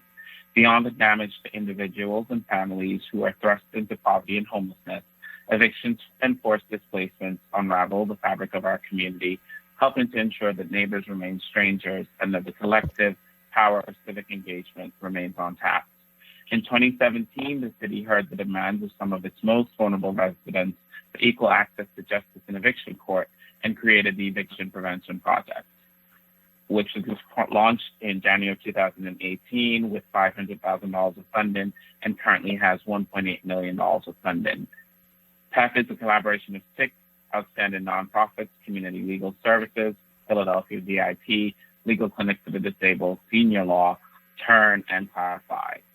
PEP significantly increases access to services for low-income and vulnerable Philadelphia tenants while helping the city prevent homelessness. Our services include representation of tenants in municipal court, advocacy to help improve the court system, an accessible tenant hotline, and outreach to individuals at risk of termination or evictions. We also staff the Lawyer of the Day program in municipal court, providing same-day representation to tenants who were not previously able to get attorney help prior to court. We provide financial counseling to tenants to help them plan to meet their housing expenses and keep up with court-approved payment arrangements. The project also includes community education for neighborhoods that are directly impacted by the eviction crisis. As was previously stated, 95% of renters helped by the Philadelphia Eviction Prevention Project have successful outcomes, are more likely to win their cases, avoid default judgments, and stay in their home, avoiding disruptive displacement. In 2019, the city acknowledged the importance of tenant representation by unanimously passing rights to counsel. However, it has yet to be funded. We're asking the city to restore the Philadelphia Eviction Prevention Project to full funding and add an additional funding source for the implementation of rights to counsel for a total of $3 million. PEP has been incredibly successful and exceeded the expectations of providing legal representation to tenants. Both the Philadelphia Bar Association and the Stout Firm confirm that for every dollar invested in legal representation, the city saves $13 in avoided costs. We need to build on the success of this program. We've come a long way, but there's more work to do, and we encourage and ask City Council to fund the Philadelphia Eviction Prevention Project at $3 million for the upcoming fiscal year. Thank you. Thank you for your testimony. We appreciate it. The next person to testify is Michael Norris. Good afternoon. Please proceed with your testimony. Hi, my name is Michael Norris, and I'm also testifying on behalf of the Philadelphia Cultural Fund. I'm the executive director at Carpenters Hall Historic Site and Museum in Old City. Carpenters Hall is free and open to the public 6 days a week. In 2019, before the pandemic, we welcomed 130,000 visitors from every state and all over the world who learned about the First Continental Congress, which took place here in 1774, and its role in the journey towards American independence. As you've heard today, Philadelphia is blessed to have a vibrant and diverse cultural sector with world-class institutions in every artistic discipline and cultural practice. But history is our city's brand and a primary driver of tourism. Attracting visitors back to Philadelphia and getting them to spend money on lodging, restaurants, and cultural attractions will be essential to Philadelphia's pandemic recovery efforts. And so it's imperative that the organizations in the historic district are open and fiscally healthy. While Carpenters Hall sits within Independence National Historical Park, we are not owned by the National Park Service, nor do we receive any direct operating support from the federal government. Like most cultural organizations in Philadelphia, we are a nonprofit that relies on a mixture of earned and contributed income to keep the doors open, maintain our collections, and serve the public. For many organizations in the Historic District, the Philadelphia Cultural Fund is an important part of that revenue mix, especially because its grants support operations. Unrestricted operating support is always critical, but now it's even more so given the pandemic year of closures and lost ticket sales. Last year's devastating cut to the Cultural Fund impacted some of our most important historic sites and museums.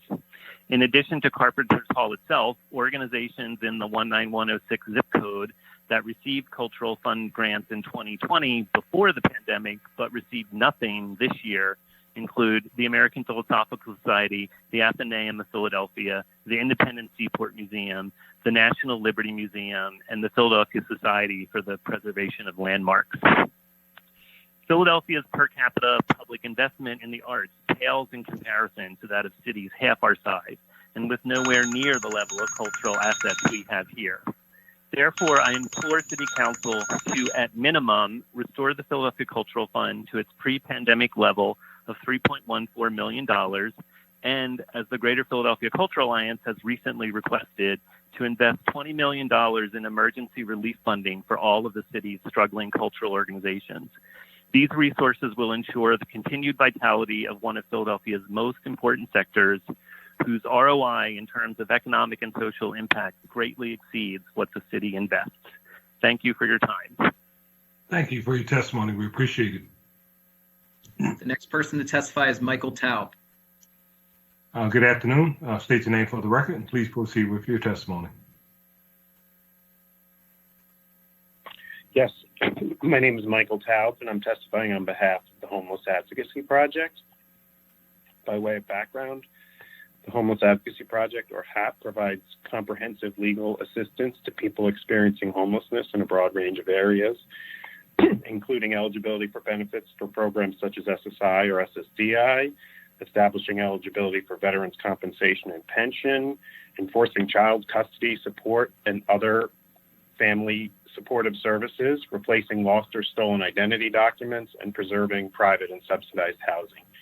HAP's focus is community-based outreach and it is our understanding under the proposed fiscal 22 budget that the Office of Homeless Services faces a $4.1 million general fund revenue shortfall.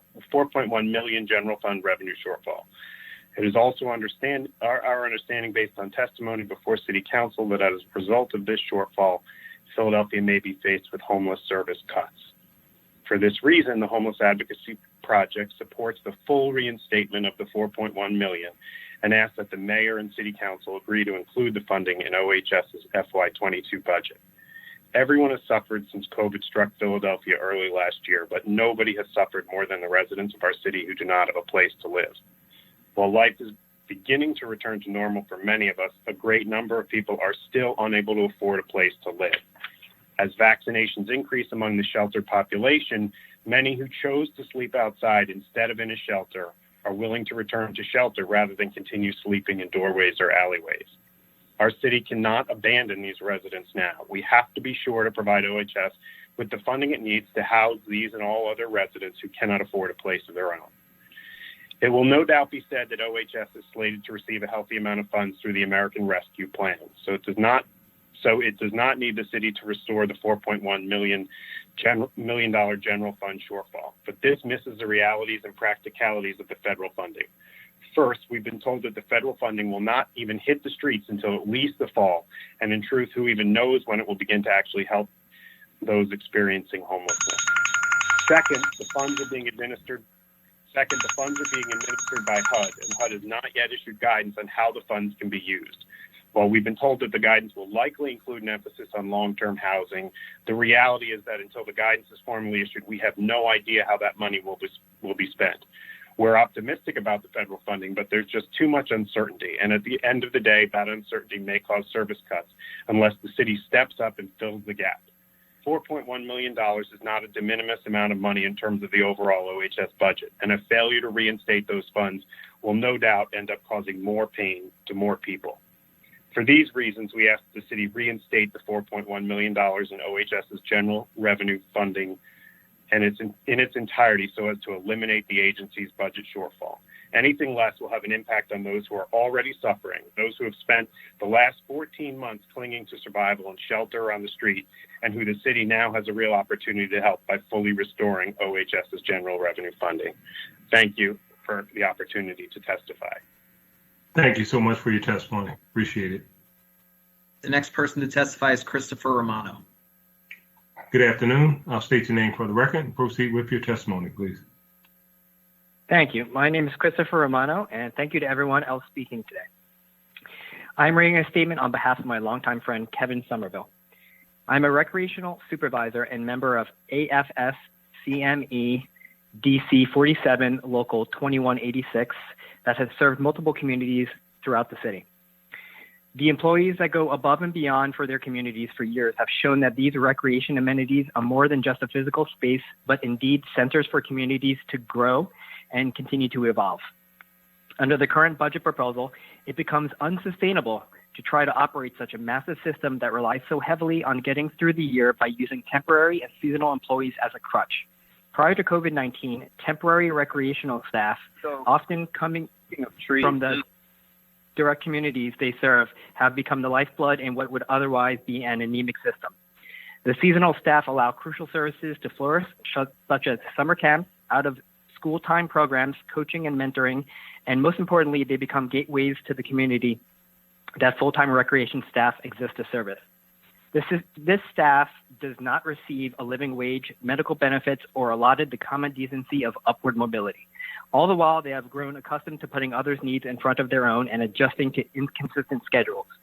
While all departments of the city are stripped of their budgets, the Philadelphia Police Department historically receives increases every year. And with every increase, we are losing integral services that the city would provide to at-risk youth.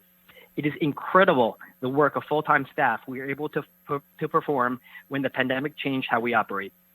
Staff began working to perform food distribution services with vital programming, while also remaining public-facing as access centers to provide makeshift child care centers to other essential employees in the city, and as a location to residents to still receive access to necessary services and meals. This was all performed by the risk of our families and households. Parks administration have touted buzzwords that sound wonderful on crafted press releases such as equity, inclusion, and accessible, where there may be a genuine strive to create new spaces, these pivotal components in mind. So far, it exists only in theory but not in practice. By increasing the budget to $12 million, Parks and Rec could increase their staffing capabilities to have a minimum 2 full-time workers for each facility while backfilling vacant promotional positions. A true path towards equity and inclusion must create a path for part-time and seasonal employees to be hired in full-time with union-backed positions. There is no need to continue the path Philly Parks and Rec has chosen for the previous years. This could be transformational time to actually rebuild the city structures that serve our residents and enhance our livelihoods. Thank you so much. Thank you so much for your testimony. We appreciate it. The next person to testify is Michael Roque Jr. Good afternoon. I'll state your name you. for the record. Thank you. Good afternoon, Council. My name is Michael Roque Jr. I am a lifelong Philadelphian and a graduate student at Drexel University's Dornsife School of Public Health. Today, I want to testify about police violence as a public health crisis and the continued increase of the Philadelphia Police Department's budget.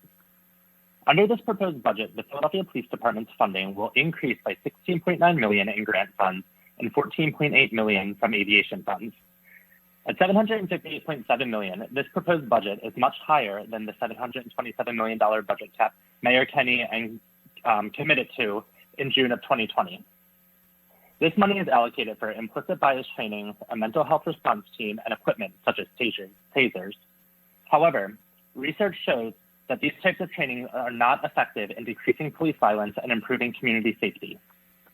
We have already seen that our city does not benefit from increased militarization of the police. During the 2020 protests for racial justice after the murder of George Floyd, the PPD, under Mayor Kenney's authorization, illegally tear gassed the peaceful protesters of Philadelphia. The UN called this incident an abuse of human rights and cites this as an example to end the over-policing of our communities. The police do not need more weapons or more funding. The financial burden from over-policing comes out of taxpayers' pockets. During these peaceful protests, the PPD spent $17.7 million in overtime pay. As an emerging public health professional, I recognize that this increased funding for the police causes further harm by diverting funds that should be invested in public health efforts. Rather than increasing funds for police, taxpayer funds should be invested into community and social programs that build economic security for all Philadelphians. Our community is better served by investment in affordable housing, education, public health, parks and recreation, and community organizations. Research evidence shows that such proactive investment decreases violence and poverty and improves health. The police department should not be responding to mental health crises as they are unqualified to do so. Funds for mental health crises and violence prevention should be reallocated to the Department of Public Health and the Department of Behavioral Health and Intellectual Disability Services. Thank you for your time. Thank you for the testimony. We appreciate it. The next person to speak is Samantha Burton. Good afternoon. State your name for the record and please proceed with your testimony.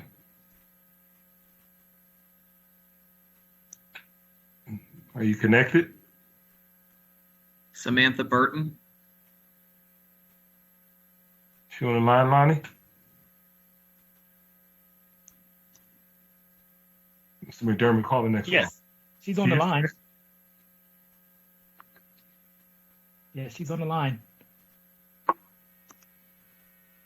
Okay.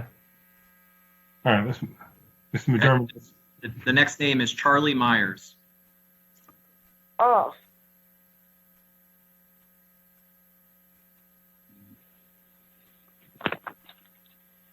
Charlie Myers.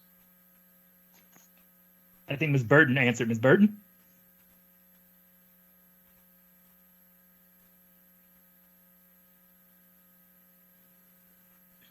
Hello? Did she come on? No, she hung up now. All right, let's move on. Okay, I called Charlie Myers.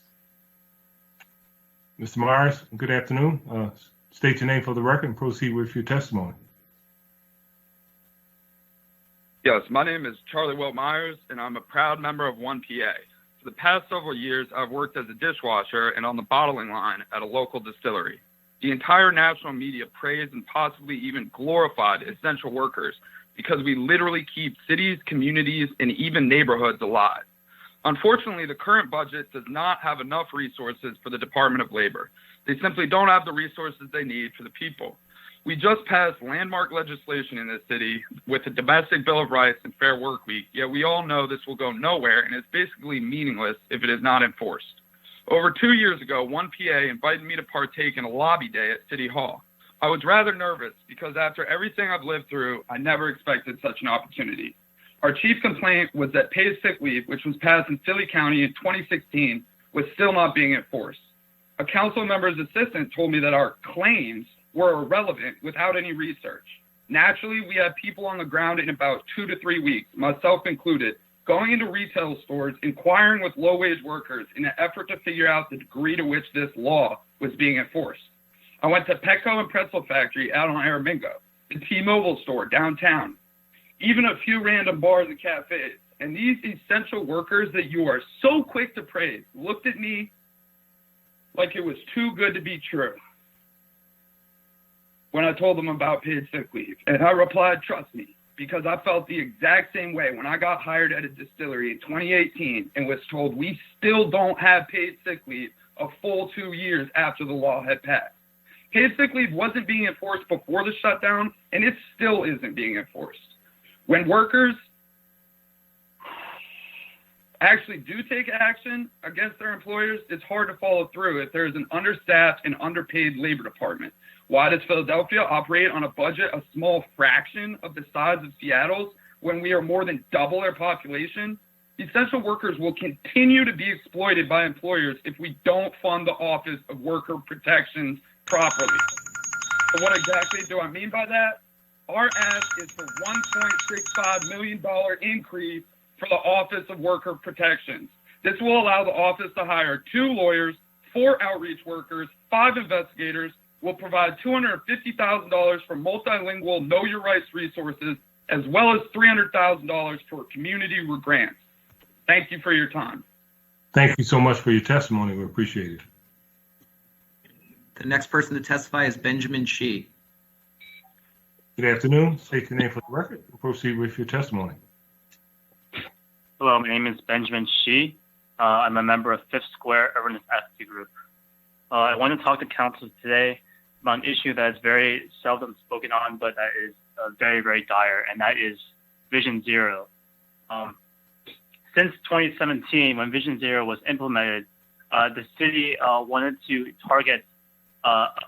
introduce a much more radical way of rethinking and redesigning our streets, so that far less people are vulnerable and die on the roads.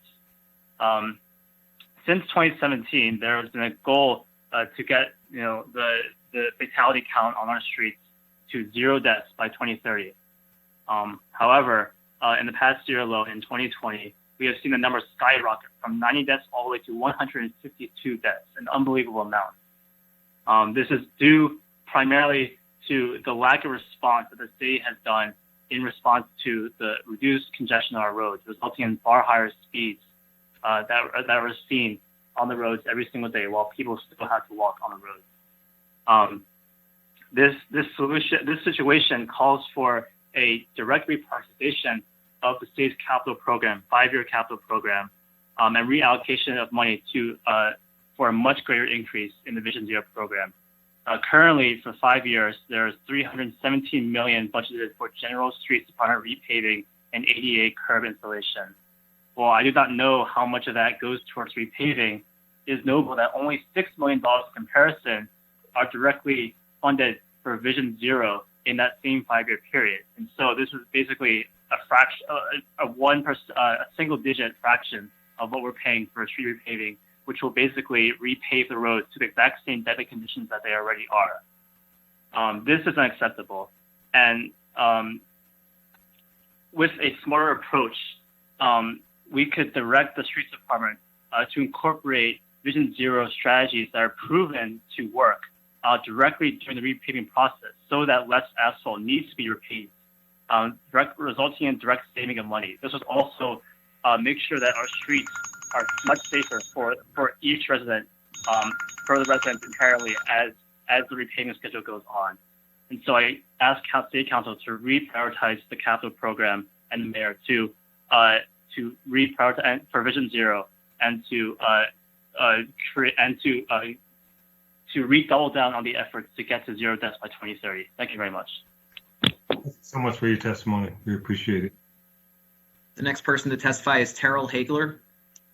Good afternoon. State your name for the record. Please proceed with your testimony.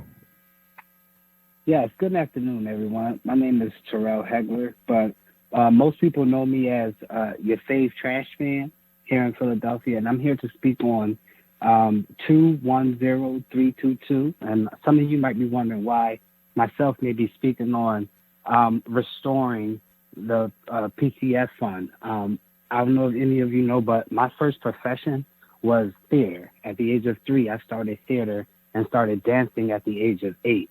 And I truly believe that I wouldn't be your fave trash man if it wasn't for the arts. I was raised by a single mom. I'm right in the heart of North Philly, right off of Poplar and Carlisle. And my mom's thought was she'd rather lose me to rehearsal than lose me to the streets. So at the age of 3, she put me in theater school, and it literally has saved my life and taken me out of situations where I've had friends die as I was growing up because they were doing things that they weren't supposed to be doing while I was at rehearsal. So I'm here as an advocate for everyone who has gone through something in the pandemic. And the arts, for me, starting that Instagram account, for me, was an outlet. It saved me. It helped essential workers. It's helping change perspectives here in the city of Philadelphia when it comes to trash and litter and short dumping. But it would not be possible if it wasn't for the fact that I have a background in theater and that I have a background in dance and that I have a background in stagehand. There's all different types of aspects of the arts. So I'm here to humbly ask you guys to increase, not only restore it, but increase the arts fund to PCS, because I do believe with my efforts as your fave trashman now and the work that Ms. Barber will be doing and the hundreds and hundreds of nonprofits that will benefit from the PCF fund, I believe we can put a dent and start curbing some of this gun violence and giving these kids outlets and giving them ways to express themselves versus, shooting each other, selling drugs, and just getting into mischief, things that they're not supposed to be doing. So I thank you for your time. I thank you for having me. But please, I can put this on record that the Arts Foundation and the arts community saved my life, and it helped me become your favorite trash man that I am today. Thank you. Thank you so much for your testimony. We appreciate it. The next person to testify is Alicia Dorsey. Good afternoon. I'll state your name for the record. Please proceed with your testimony. Hi, my name is Alicia Dorsey. I'd just like to say thank you, City Council, for having this hearing. My concern is on 210-322 and the fact that the American Rescue Plan should be used to rescue our city from the violence that's plaguing our communities. The American Rescue Plan can fund much needed support for street outreach, empowering this peer-to-peer mentoring and alternatives to street economies. Our American Rescue Plan can fully fund the healing process we so desperately need. When do we get past neglecting the people? Like Philadelphia and these budgets is like really brutal to the people. Like these cuts to our resources and supports, they're brutal. This budget is brutal. It doesn't look like you all care about us, the people. It looks like you're more about business as usual, and the business as usual is ignoring the people of Philadelphia. So I'm looking for an American Rescue package to help rescue us and give us the much needed support to be a safe and productive city, to be a safe, productive community. You're ignoring our concerns on policing. Like, I don't understand the investment in policing. The trust in police right now is at an all-time low. Like, we don't trust the police at all. Like, bringing them into our communities is like smacking us all over again. We need support. We need mental health support. We need mentors. Like, mentorship should be at the top of the list. Repairing our communities should be at the top of the list. Like, partnering with our communities should be at the top of the list. Like, I really would like to see a public hearing about how we're using the American Rescue budget. How is that money being used in Philadelphia? Like, it's a rescue package. Why aren't we the people being rescued? So, all the violence that's going on because of the shutdown. I've never been through a shutdown before. Like, I can just imagine it's been for other people who don't have the resources or the knowledge that I have to get resources. We need to be rescued. Philadelphia needs to be rescued. We don't need these cuts. We need the arts. We need ceasefire Philadelphia. We need restrictions. We need that to be top priority in these budgets. And the American Rescue Plan is there to rescue us. I don't understand why everything isn't fully funded. All those programs that we need should be fully funded. There's no reason that they shouldn't be funded. Like, why are $20,000 for a grant for a community to do the work that they need to be done? No, fully funded. We need fully funded everything, not just our schools and the rec centers, but the arts and culture and the gun prevention. All the violence.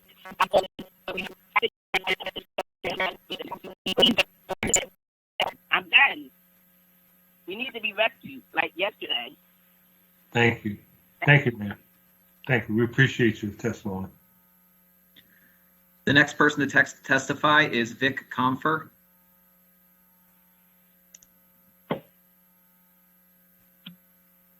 Good afternoon. Proceed with your testimony.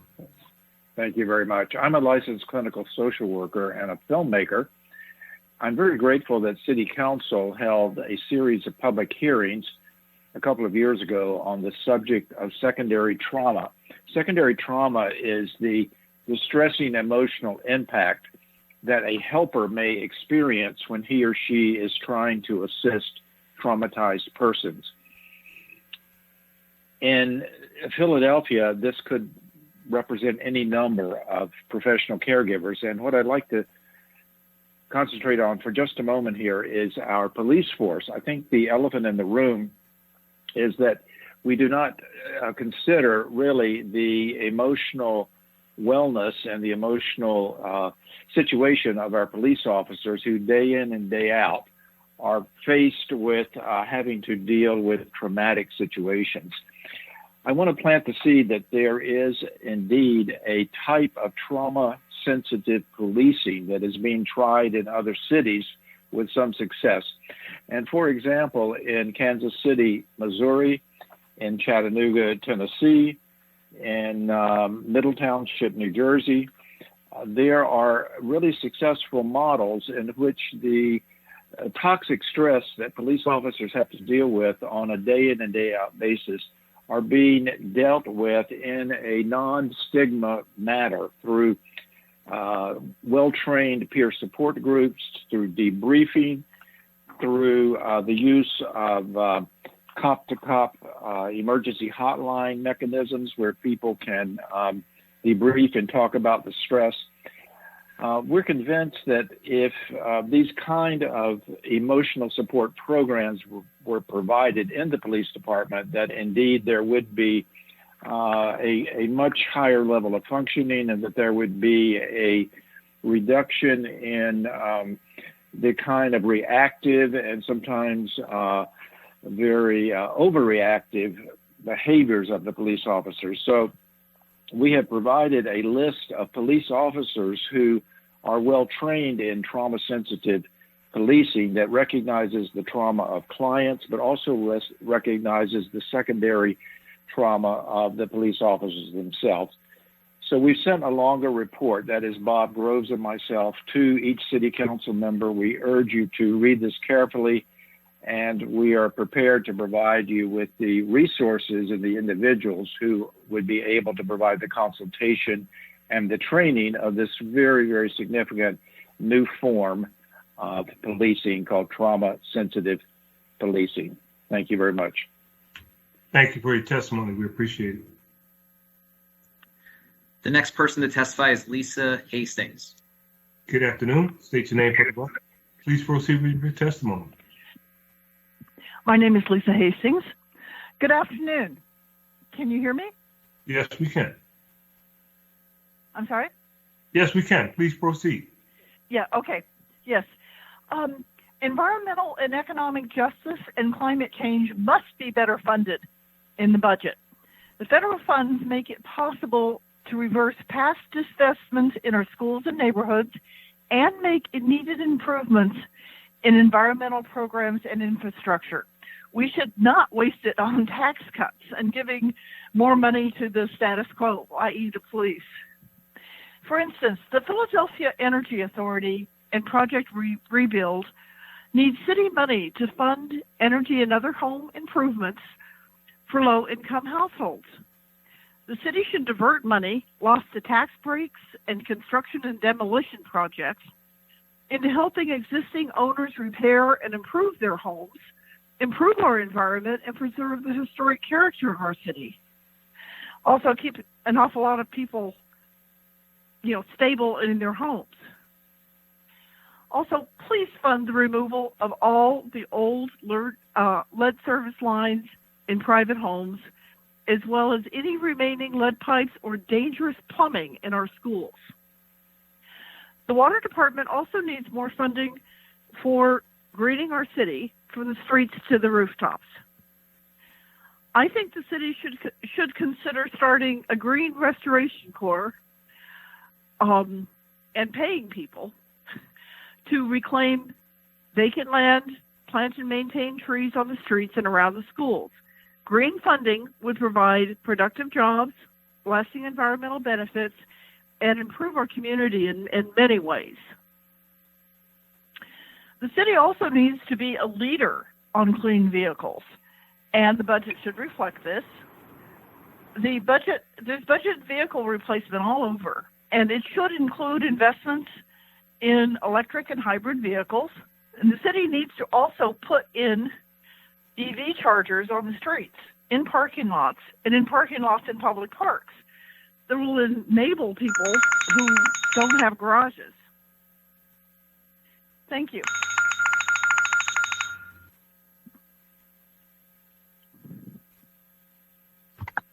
The next person to testify is Aaron Blair.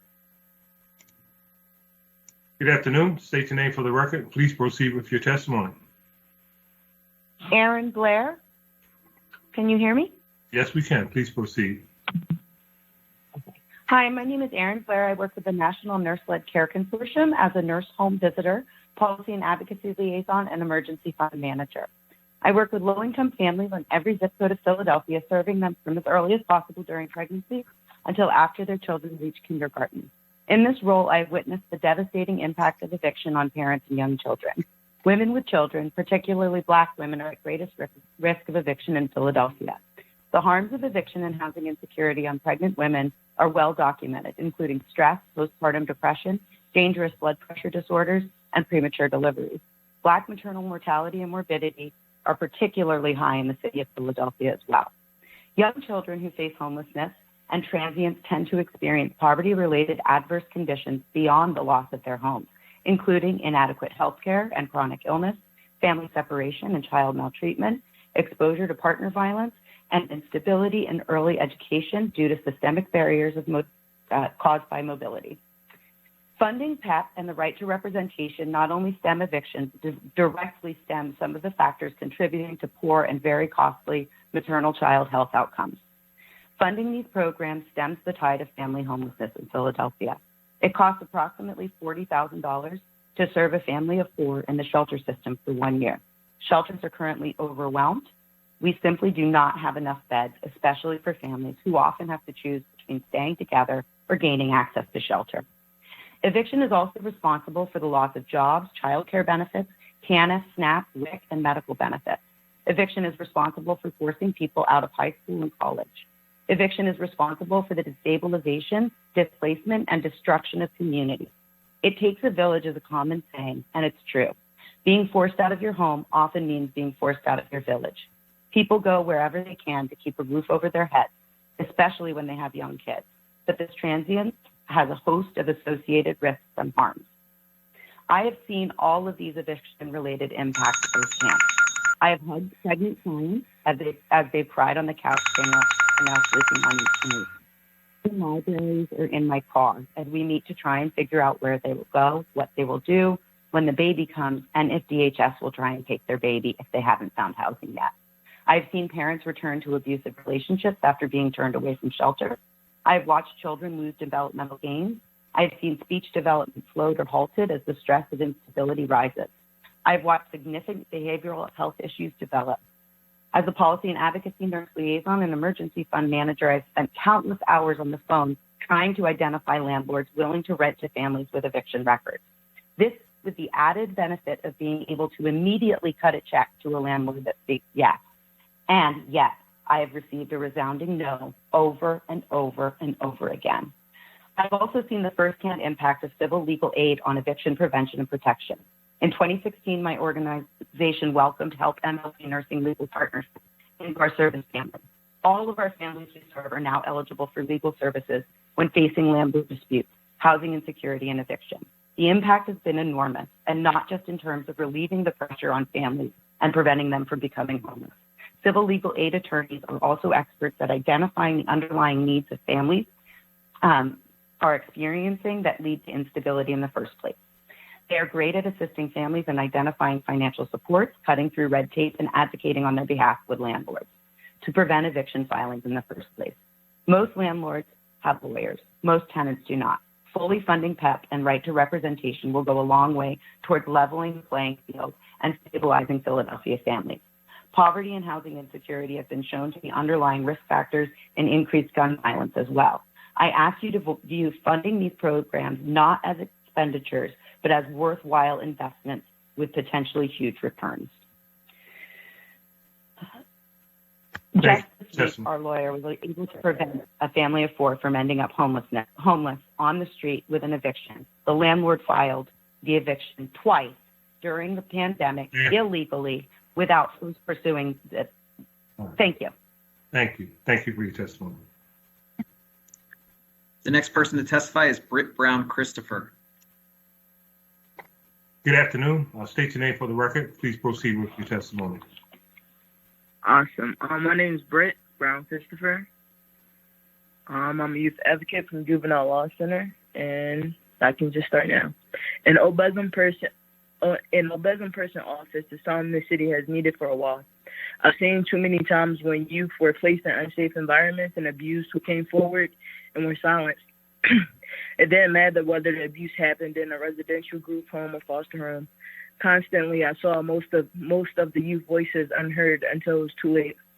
I also experienced this type of silence when I filed the grievance at residential, and a day later, the staff confronted me about my report. After they confronted me, my living situation there got worse until I got moved to a group home 6 months later. If an obese person was around when I and so many other youth made reports, maybe our concerns would have actually been acknowledged, and these issues and the kids who were abused were able to seek justice to ensure the safety of themselves and other youth.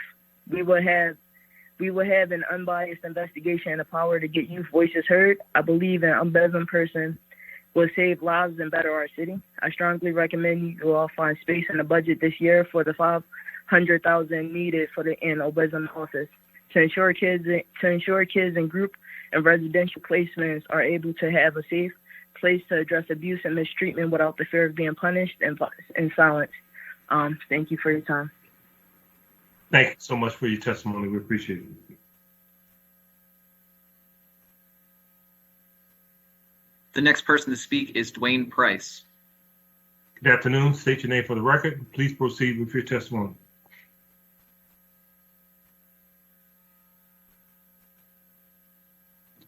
Price, are you connected?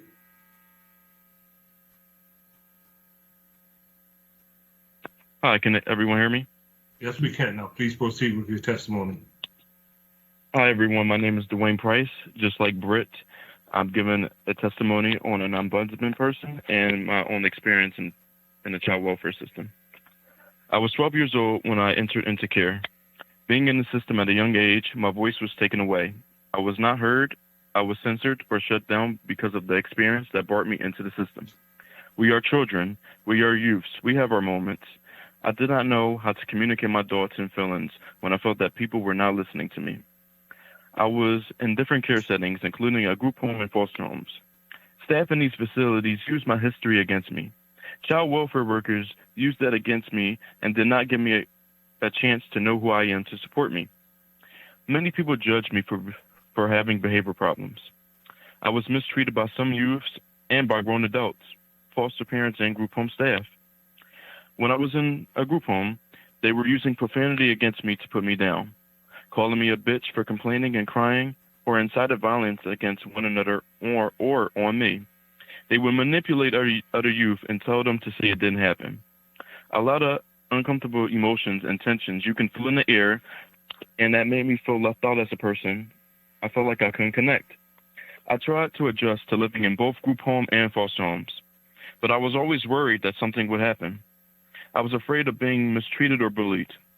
While in a group home, there were times when I did speak up on violence and mistreatment, and nothing changed. The mistreatment and violence continued to happen. Many adults didn't hate me, maybe, but they did dislike me because they disagreed that I was speaking the truth and I was standing up for what was right instead of what was cool. It made me feel like I was dumb-minded, or that I was exaggerating about a lot of stuff that really was concerning. When I was working, it felt comfortable to go out and get away. Working helped me find peace of mind. It made me feel like a regular kid who was not in the system anymore. I felt sad, and I felt like I was trapped and incarcerated when I returned from work because of the environment in the group home and the lack of support from staff. I would come back home tired after an 8-hour-long shift to the group home, and there were times I would find my room a total mess. My bed was flipped over, my clothes were all over the floor. I would question who had done it, and no one would help me find the answer. I would have to spend hours cleaning that up when I had school the very next day. It was repeatedly done over and over again for days. A lot of violence was happening, which obviously made a really uncomfortable setting, which wasn't good or safe. I talked to many staff about it, night staff, supervisors, and my case manager, but nothing came out of it. For their own entertainment and their laughter, I would be picked on, or I would be the butt of the joke. I felt like I did not belong. Many rules and standards should be in place to make sure that youth feel that they have a voice and youth should be respected. Sir, can you kind of wrap it up? Yes. You're past your time. Can you sum it up? Yes. Yeah. Youth should have someone to support them in and out of the system, someone to advocate for their needs and get better support. This is why I'm asking Philadelphia County to dedicate funding of $500,000 to this year's budget for the Youth Ombudsman Office. Thank you, everyone, for listening. Thank you. Thank you for your testimony. We appreciate it. The next person to testify is Kima Jones. Good afternoon. State your name for the record. Please proceed with your testimony. Okay. Hello, my name is Kima Jones. I'm a youth advocate. Okay. Dear council members and Mayor Kenny, my name is Kima Jones, and I'm 22 years old. This is my fourth year serving as an advocate with Youth Fostering Change at the Juvenile Law Center. Youth Fostering Change offers youth ages 16 to 22 with experience in the child welfare system the opportunity to evaluate the system and develop and implement an advocacy campaign that works toward system reform. I was in care since birth.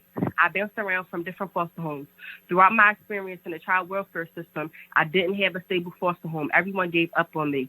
I went through different ordeals that no child at such a young age should ever have to experience. While I was in care, I was taken advantage of multiple times. I was young, so I never knew that what was going on was inappropriate. I never opened up about it because I didn't have anybody who would listen, and my abuser told me that no one would believe me. So years went by, and I left what happened to me bottled up inside. I wish I had someone to go to. When I was at foster homes, when I was at foster homes, because what occurred left me traumatized. The system is terrible. People need to know that it's not all that it is said to be. Regardless of whether I was being put into a home that was nice or being moved from place to place or being put in residencies that felt unsafe because of the verbal and physical abuse I was experiencing. I was separated from my older sister and constantly being failed by families that promised to be better than the last. It's terrible what I went through. I don't even know how I survived, but only the strong survive. This ombudsman person is important because every child deserves to be heard, no matter their ethnicity or race. If a lot of people spoke up instead of being so late, there could have been so many changes. So many kids in the foster care are losing their lives. It made me different. Put yourself in their/my shoes and really understand how many places they've been bounced around. I wish I had the help that was supposed to be given. I support creating an ombudsman position for the city of Philadelphia because we have rights as humans and deserve to be treated with respect. I am asking the city of Philadelphia to dedicate the $500,000 in this year's budget to fund the office so that no youth is at risk or faces the same abuse I did without any support to report these things that happen to them. We all deserve to be in homes and not abused, and to have our voices heard and experiences heard and people held responsible for what happened to us. Thank you. Thank you. Thank you so much for your testimony. We appreciate it. The next person to testify is Jahid May. Good afternoon. Please state your name for the record and please proceed with your testimony.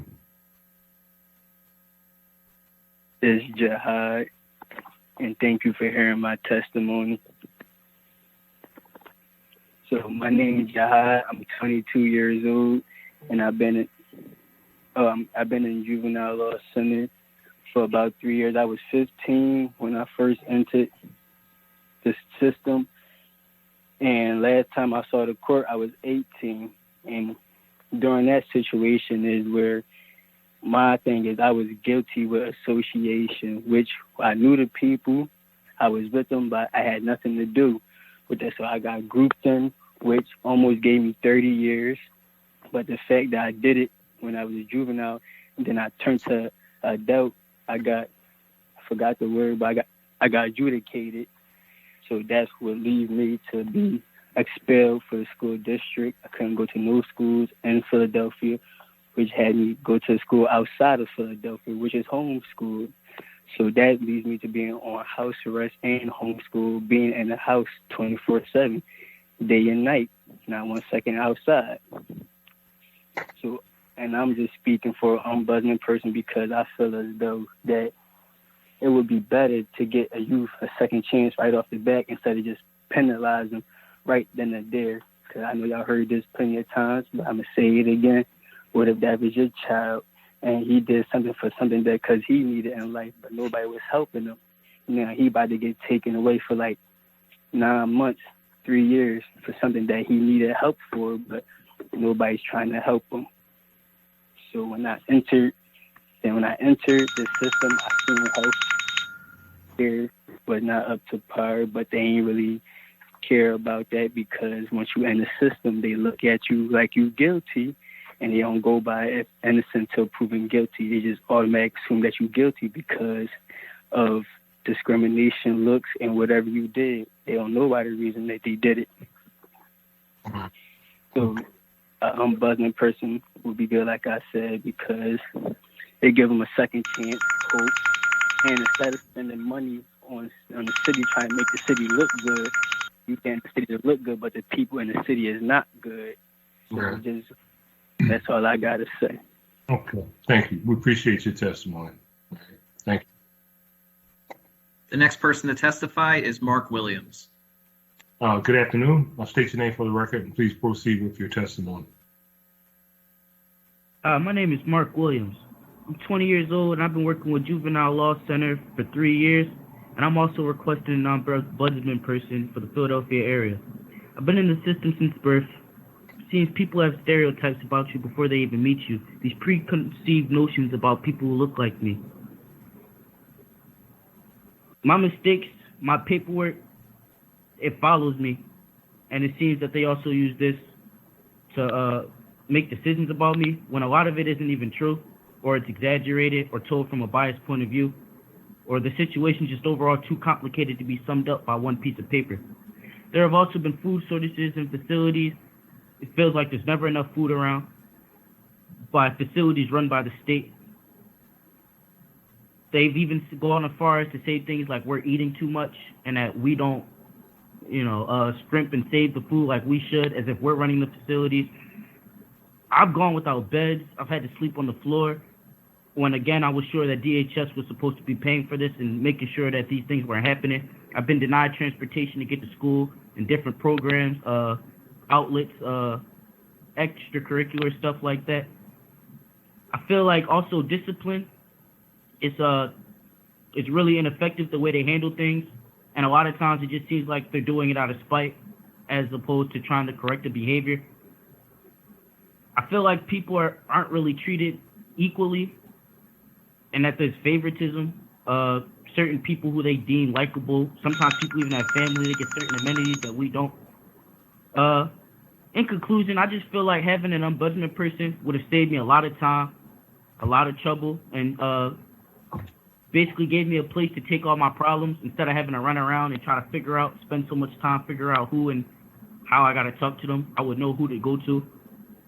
I feel like this position desperately needs to be created for the Philadelphia area. Thank you. Thank you for your testimony. We appreciate it. The next person to testify is Dana Fideli. Good afternoon. State your name for the record and proceed with your testimony, please. Hi, this is Dana Fideli with Repoint.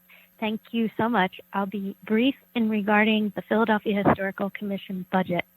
Repoint is glad to see PHC is finally implementing a citywide survey. However, there are concerns. PHC leadership has a record of denying historic designation to worthy buildings and sites which highlight marginalized communities, such as the Henry Minton House. In a city like Philadelphia, where communities have been impacted by decades of disinvestment, racist, xenophobic policies, and systematic inequality, applying subjective traditional preservation standards perpetuates those inequities. PHC's demonstrated failure to recognize those limitations makes the call for DEI feel performative and short-sighted. We need procedural changes and ongoing accountability to validate any claims of inclusive measures. Therefore, we ask that PHC obtain funding to add 2 new permanent roles committed to DEI initiatives. 1, a community engagement staff member, and 2, a dedicated historical structural engineer. A community engagement staff member could assist with outreach, the citywide survey, and a tiered historic district program in consideration of low-income residents. A structural engineer who specializes in older historic buildings would provide critical experience and creative solutions for historic buildings facing structural challenges compounded by a legacy of disinvestment. We need leadership that understands how preservation strategies can work in coordination with other important goals, like promoting affordable housing, housing security, job creation, circular economies, and environmental stewardship to benefit all Philadelphia residents and neighborhoods. Under current leadership, PHC has not demonstrated a genuine interest in such an approach. In conclusion, added funding for these two specific roles with built-in administrative reform would have a stronger impact in moving us towards an actual DEI approach on par with our peer cities. Thank you so much for your time and your consideration. Take care.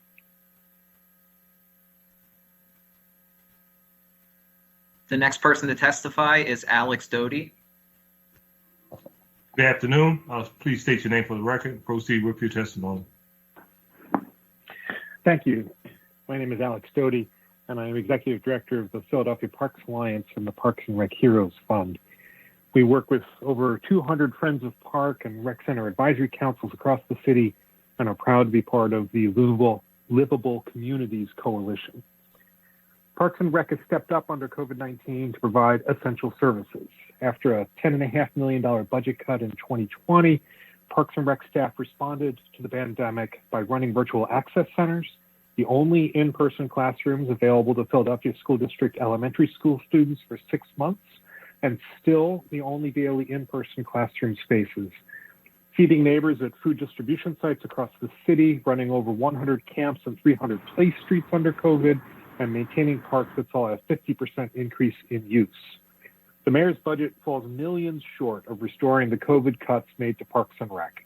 We must restore those cuts entirely and add more funds for programming, including for staffing all sites with at least 2 program staff, expanding employment opportunities for youth and young adults, opening more gyms 7 days a week, and for extended summer hours.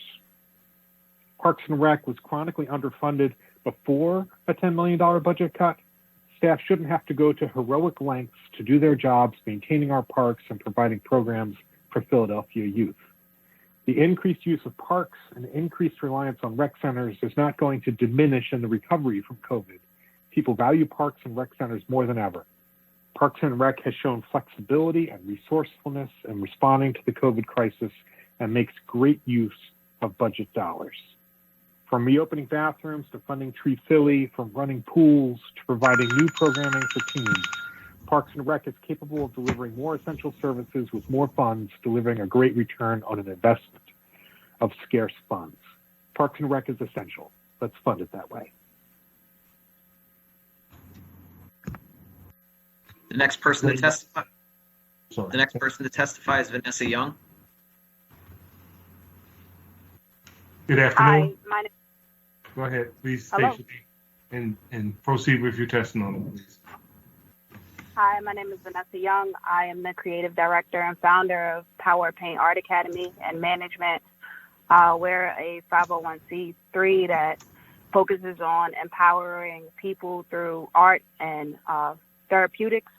In the past year, since March 13th or so, we had an onslaught of children who had a lot of psychological trauma that they had to deal with, and they didn't have any resources to help them with that trauma when schools shut down, when, rec centers weren't allowing people to come in, when those museums and places like that were shut down. Our organization kind of took that time to kind of readjust how we could serve the public, and we developed a system where we could have people register online for free, and then we would hand deliver all of the art supplies that kids could kind of follow along with these workshops, where whole families could follow along with these workshops. We noticed that those kind of initiatives were greatly appreciated, that the people, I guess our constituents, they reported to us that they had hope restored, that they had a sense of, wellness and peace, things that prior to the pandemic they hadn't even had, but that had also been, greatly added more stress during the pandemic. I'm asking that Power Paint Art Academy and management and organizations in the arts and culture field are funded so that we can continue to do the work that is so important, the groundwork that is so important, but more so that in those funding endeavors that you guys consider all of the red tape that you put around those grant monies, that so that people like myself can get out in the field and actually do the work that's needed for communities that are underserved to prevent these 208 murders that are happening in the city of Philadelphia right now. And I think arts and culture and education and parks and rec is the way to do that. Thank you. Thank you. Thank you for your testimony. We appreciate it.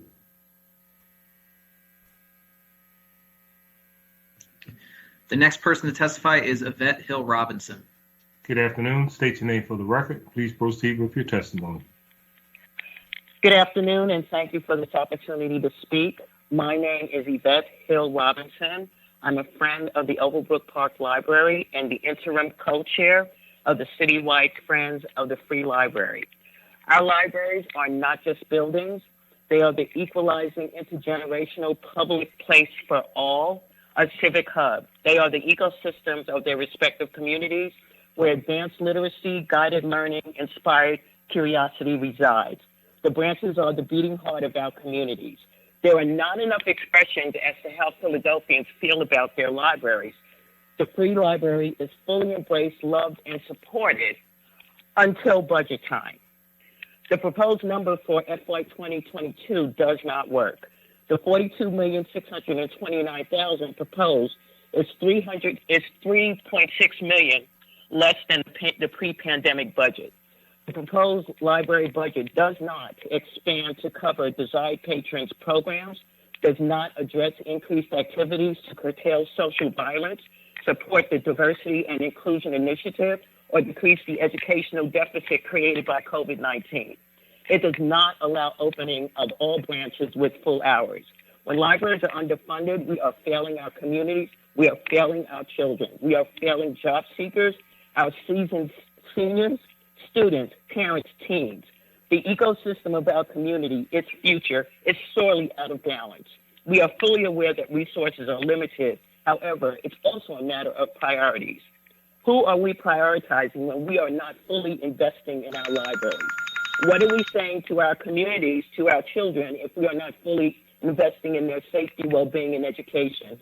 Mayor County and City Council members must ensure that every single one of our communities has an open, fully staffed, and safe library in order to restore balance to the ecosystem in our libraries that advances literacy, guides learning, inspires curiosity by making commitment to fully invest in our future by fully funded libraries. Again, thank you for the opportunity, your time, and leadership. Thank you so much for your testimony. We appreciate it. The next person to testify is Adam Butler. Good afternoon. State your name for the record and please proceed with your testimony. Hello, my name is Adam Butler. I'm testifying today on behalf of community gardeners all over Philadelphia. The 1997 U.S. bank lien sale put tens of thousands of city properties into the control of a bank that later went bankrupt. For years, many of these properties have been blighted and vacant, stuck in a quagmire that many people in city council don't even know about. Previous testimony to council by Ebony Griffin from the Public Interest Law Center has highlighted how this problem has disproportionately impacted already distressed neighborhoods and has especially left dozens, maybe hundreds of community gardens at risk of displacement and private development. When Ms. Griffin testified in 2019, the city estimated that between 3,600 and 5,500 properties may be encumbered by these difficult to solve liens. In data analyzed by the Revenue Department in January 2020, there were fewer than 3,000 properties remaining in this list. In a recent review and analysis of the January 2020 revenue data compared to OPA data on recent transactions, we have reason to believe that hundreds of additional properties have been sold, ostensibly to developers, mostly during the pandemic. The disposition of so many of these properties through private and sheriff sales represents an enormous risk, especially in council districts 3, 5, and 7. The city should immediately institute a moratorium on continued transfer of these properties encumbered by the liens until we better understand how this has impacted residents who have been caretaking for these vacant properties. Many of these parcels have been vacant and disregarded by the city since the Neighborhood Transformation Initiative was introduced by former Mayor John Street. In addition to a transfer moratorium, the city should restore funding for the land bank to allow for the immediate acquisition of all the remaining U.S. banking properties. This should be accompanied by a fair and community-driven process to restore these remaining properties to use. The remaining lien settlement is less than $30 million and would allow communities who have been fighting blight and disregard to benefit from the resolution of this problem instead of the wholesalers, developers, and investors who are exploiting the situation. Thank you. The next person to testify is Ann Gamel. Good afternoon, Council President Clark and council members. Thank you for the opportunity to comment on the proposed fiscal year 2022 city budget. My name is Ann Gamel. I launched the Future Works Alliance, PHL, in November 2020 because the future of work challenges ahead of us are very real and time sensitive. Future Works Alliance is a nonprofit, and we also consult leaders interested in proactively building a positive future of work for the region. Because of leaps in computing power, giant pools of data, and advances in machine learning, the pace of technology is much faster now, and many institutions are plagued by short-term legacy thinking rather than long-term scenario planning with a strong culture of innovation. The Federal Reserve Bank in 2018, in a pre-pandemic study, estimated our local economy would lose hundreds of thousands of jobs due to automation over the next decade. That has gotten worse because of the pandemic, and there's tons of research out there. I'll send you this document after the hearing. Philadelphia City Council can be the institution that has a collaborative vision, long-term thinking, and pragmatic future-forward planning during this current era of rapid technological change. The Future Works Alliance has developed a way of assessing our region's readiness for this new era, this new economy that's emerging and being driven by technology. It's driven by future-forward pillars of innovation, talent, education, and land use. Today, I want to focus on our innovation environment. The city should work much harder with the existing strengths of our economic development and innovation assets and understand the economic development cycle that's driven by modern innovation. Universities secure federal research grants, and with some hard work and a lot of luck, those grants become patents and inventions that become new companies. And in this era, they become whole new industries that can be here to generate quality career opportunities in and beyond the science and technology fields. But how are we even measuring economic development? How do we even foster this? So for this reason, in closing, I would like to urge City Council to really look at our business environment, our innovation environment. How do we support the growth of new companies that we cannot imagine yet? And how do we really look at our tax environment so that it's not regressive like the wage tax? The wage tax is not aligned with current trends towards a more digital world. The wage tax is not aligned with remote work or the rise of skilled independent contractors, and it literally repels innovators. So I'm urging City Council to find ways to most aggressively reduce the wage tax so that we can build a better innovation environment and be more prepared for the future. Thanks so much for your time. Thank you for your testimony. We appreciate it. The next person to testify is Joe Zaritsky. Good afternoon. Please state your name for the record and proceed with your testimony. Good afternoon, Council President Clark and Council in general. I am Joe Zaritsky, Chairman of Parkway Corporation, and 91-year Philadelphia-based third-generation family-owned business. The tax burden on our industry today has reached the unbearable level of approximately 50% of every dollar we charge. Councilwoman Sherelle Parker has recognized the dire effect of the three major taxes on our rapidly shrinking industry. on our workers, and on all the persons who depend on their car for all the various reasons that come to the city. Parking is a vital part of the city's transportation system, but the only part of it that is being taxed out of business. The city has been losing thousands of parking spaces each year. The councilwoman, Sherelle Parker, has determined the city should lower the gross parking tax in an effort to save this vital city amenity, its jobs, and at the same time, publicize this tax and price lowering as a tool to welcome back the driving public to Center City, Philadelphia. Thank you. Thank you for your testimony. We appreciate it. The next person to testify is Harvey Spear. Good afternoon. Please state your name for the record and proceed with your testimony. Good afternoon, Council and Council President Clark. This is Harvey Spear. I just want to reiterate what Joe Zaritsky said. I think we have to bring people back to the city, and we have to show people that our parking rates are going to be lowered, and we're going to show people that businesses are open again. And at this point, we want to do everything we can. We had a meeting with the rest of the people in the Parking Association, and we're looking forward to publicizing and helping people. We have a lot of space on all of the parking lots and garages, so we have our cooperation. Thank you. Thank you for your testimony. Appreciate it. The next person to testify is Luke Mills. Good afternoon. State your name for the record and please proceed with your testimony. Hello, my name is Luke Mills. Good afternoon, and thank you to City Council for hearing my testimony regarding the 2022 budget. I live in West Philly and am a member of the Philly chapter of the Sunrise Movement.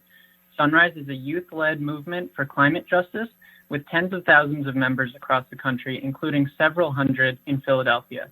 We brought into mainstream public discourse the Green New Deal, which calls for large-scale public investment and mobilization around building a zero-carbon and more just America, creating millions of good-paying, green, union jobs in the process. We cannot continue to consider the climate crisis as separate from other overlapping crises facing our city. Poor air quality, toxic schools, unhealthy, energy-inefficient housing all directly multiply the health, education, and housing issues our communities, particularly Black and Brown communities, currently face. We need to center investment in communities that have suffered systemic injustice and will disproportionately suffer from the climate crisis. I am here on behalf of Sunrise Movement Philadelphia to urge City Council to take climate justice into consideration in every single budget decision. We support the Reclaim the Budget demands set out by Reclaim Philadelphia and its partners, and want to highlight one very small step you can take to address the climate crisis in this budget. The budget for the Philadelphia Energy Authority, or PEA, in the mayor's proposal falls over $400,000 short of what the agency has requested. Since 2016, PEA has created 100 jobs, organized green job training programs for young Philadelphians, supported deep energy retrofits at 6 schools, which provide up to 50% energy savings and protect students' and teachers' health, and installed solar panels on 750 homes. For every dollar the city has invested in PEA, the agency has produced over $69 in clean energy economic development. We ask you to increase the PEA's funding by $420,459 to meet the requested budget. We need much more to address the climate crisis, but it is one concrete step you can take immediately towards justice and a sustainable Philadelphia. Thank you. Thank you. Thank you for your testimony. We appreciate it. The next person to testify is Debbie Robinson. Good afternoon. Please state your name for the record and proceed with your testimony. Good afternoon. Can you hear me? Yes, we can. Okay, thank you. My name is Debbie Robinson. Thank you for allowing me to speak today. I'm a member of Philly Thrive. Today I want to talk about mental health and addiction. First of all, I want to talk about addiction. I like to talk about things that I know about, and that's addiction because I'm a recovering addict of 21 years. I remember sleeping in abandoned condominiums. I didn't have no help or nowhere to go for mental health or a program for addiction until someone told me about One Day at a Time. And, I went there and I did what I had to do. They taught me about, my addiction and stuff like that because I had went through a lot of stuff, in my addiction and everything. I got stabbed 11 times in 1994 in the alley. So once I finally got myself together and went into a program, they sent me to a place, 112 North Broad, Mental Health and Retardation, and they helped me. And it seems like it's a lot of institutes for mental health that they need the funding. I mean, we got a whole lot of money. The city have a whole lot of money, and I think you should invest in the people because we make the city. We are the city. We're the people. It's not about put money here, put a little bit here, don't put nothing there. We need to keep our clinics open for our people because it could be somebody in your family with mental health, and I'm quite sure that you will want, them to get help. And as far as addiction, there's a lot of places that had closed down for people that was addicted and stuff. It's not all about, okay, you're a drug addict, but what got you to that point? People have lost their jobs and different things like that, and they didn't have anyone to turn to but a drug and stuff. So I feel that you should put some of that money back, invest it in us, invest it in mental health, invest it in addiction. Thank you so much for letting me share my time with y'all today. I appreciate it. Y'all have a blessed and wonderful day. Thank you. Appreciate your testimony. The next person to testify is Alia Duncan. Good afternoon. State your name for the record. Please proceed with your testimony. Hi, good afternoon. My name is Aaliyah Duncan, leader and organizer of Philly Culture United and publicist in the music and entertainment industry. Today I speak as one of the many representatives of the arts and culture community. First, I would like to thank Council President Derek Clark and the entire City Council for the opportunity to speak at today's hearing. In reference to the community I work with and represent, arts, culture, and the creative economy is vital to the City of Philadelphia and our shared humanity. Currently, our industry is in an economic crisis due to the pandemic with more than $300 million revenue losses from established institutions to small businesses and creative organizations. Without immediate support for our industry, we will not fully recover from the pandemic, and full-time jobs and thousands of more roles occupied by creators, independent contractors, and gig workers across our city will be permanently impacted. Our sector is at a major crossroads, and in order for our arts, culture, and creative community to thrive and keep the lights on, we must receive investment and support from the City of Philadelphia. The mayor's proposed $2 million allocation for the Philadelphia Culture Fund will not resolve the revenue loss that has taken place within our sector since the start of the pandemic, which has drastically impacted music and arts organizations of color. Chicago has recently committed $60 million to their arts and culture sector. New York City has committed $25 million, along with many cities across the country. We as a city can do better. That is why I'm asking today that City Council highly considers the testimonies made by various arts leaders, along with the Greater Philadelphia Cultural Alliance proposal to invest at minimum $20 million in economic emergency relief for the arts and culture community and invest in BIPOC-led music and arts organizations and creatives in our sector. In conclusion, as plannings continue for the general recovery and full reopening of our city, this is the opportunity now to not only consider, but to invest in an effective plan that will include music, arts, culture, and the creative industries. Our industry will play a major role in not only reviving the city during the reopening period, however, to continue generating billions of dollars into the economy, and most importantly, to develop opportunities for the next generation of artists, creators, and innovators to thrive, work, and live in Philadelphia. Thank you. Thank you for your testimony. We appreciate it. The next person to testify is Carol Foy. Good afternoon. Please proceed with your testimony. Good evening, everyone. My name is Carol Foy. I'm a member of Philly Drive. I am the convener for Philly Drive. And I'm here today to speak on homeless, people being homeless, and gentrification. In my neighborhood, in South Philly, we are being my black and brown community are being pushed out because of gentrification. They don't have, they can't afford housing because they are building houses 4-story taller than the ones that's 2-story tall.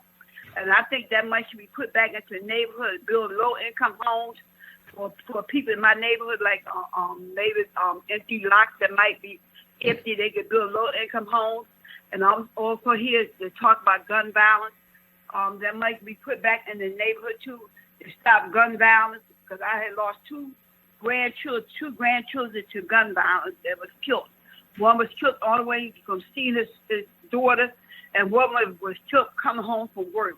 And I think that money should be put back in to stop gun violence in the neighborhood. And also the recreation center and library should be opened back up. If we have recreation centers for children to go to and libraries to go to, there won't be so much killing in the neighborhood. And also, like I said before, that the neighbors need more affordable homes, because people can't afford homes because they are being pushed out of their neighborhood. Where rent is so high that they can't afford it, and that's why they're coming homeless. If they have affordable houses for people to live in, maybe this violence wouldn't happen, and maybe the recreation center is open and they can put money back into the recreation center and bring back the library into the neighborhood, and all this violence would stop in the neighborhood. Thank you for letting me share. Thank you for your testimony. We appreciate it.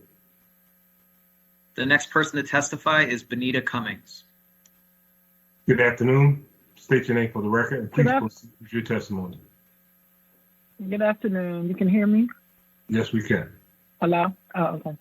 Good afternoon, Council President Clark and council members of City Council. My name is Bonita Cummings, and I'm the Director of Strawberry Mansion Community Concern, testifying in the budget hearing, Bill number 210332, the operating budget.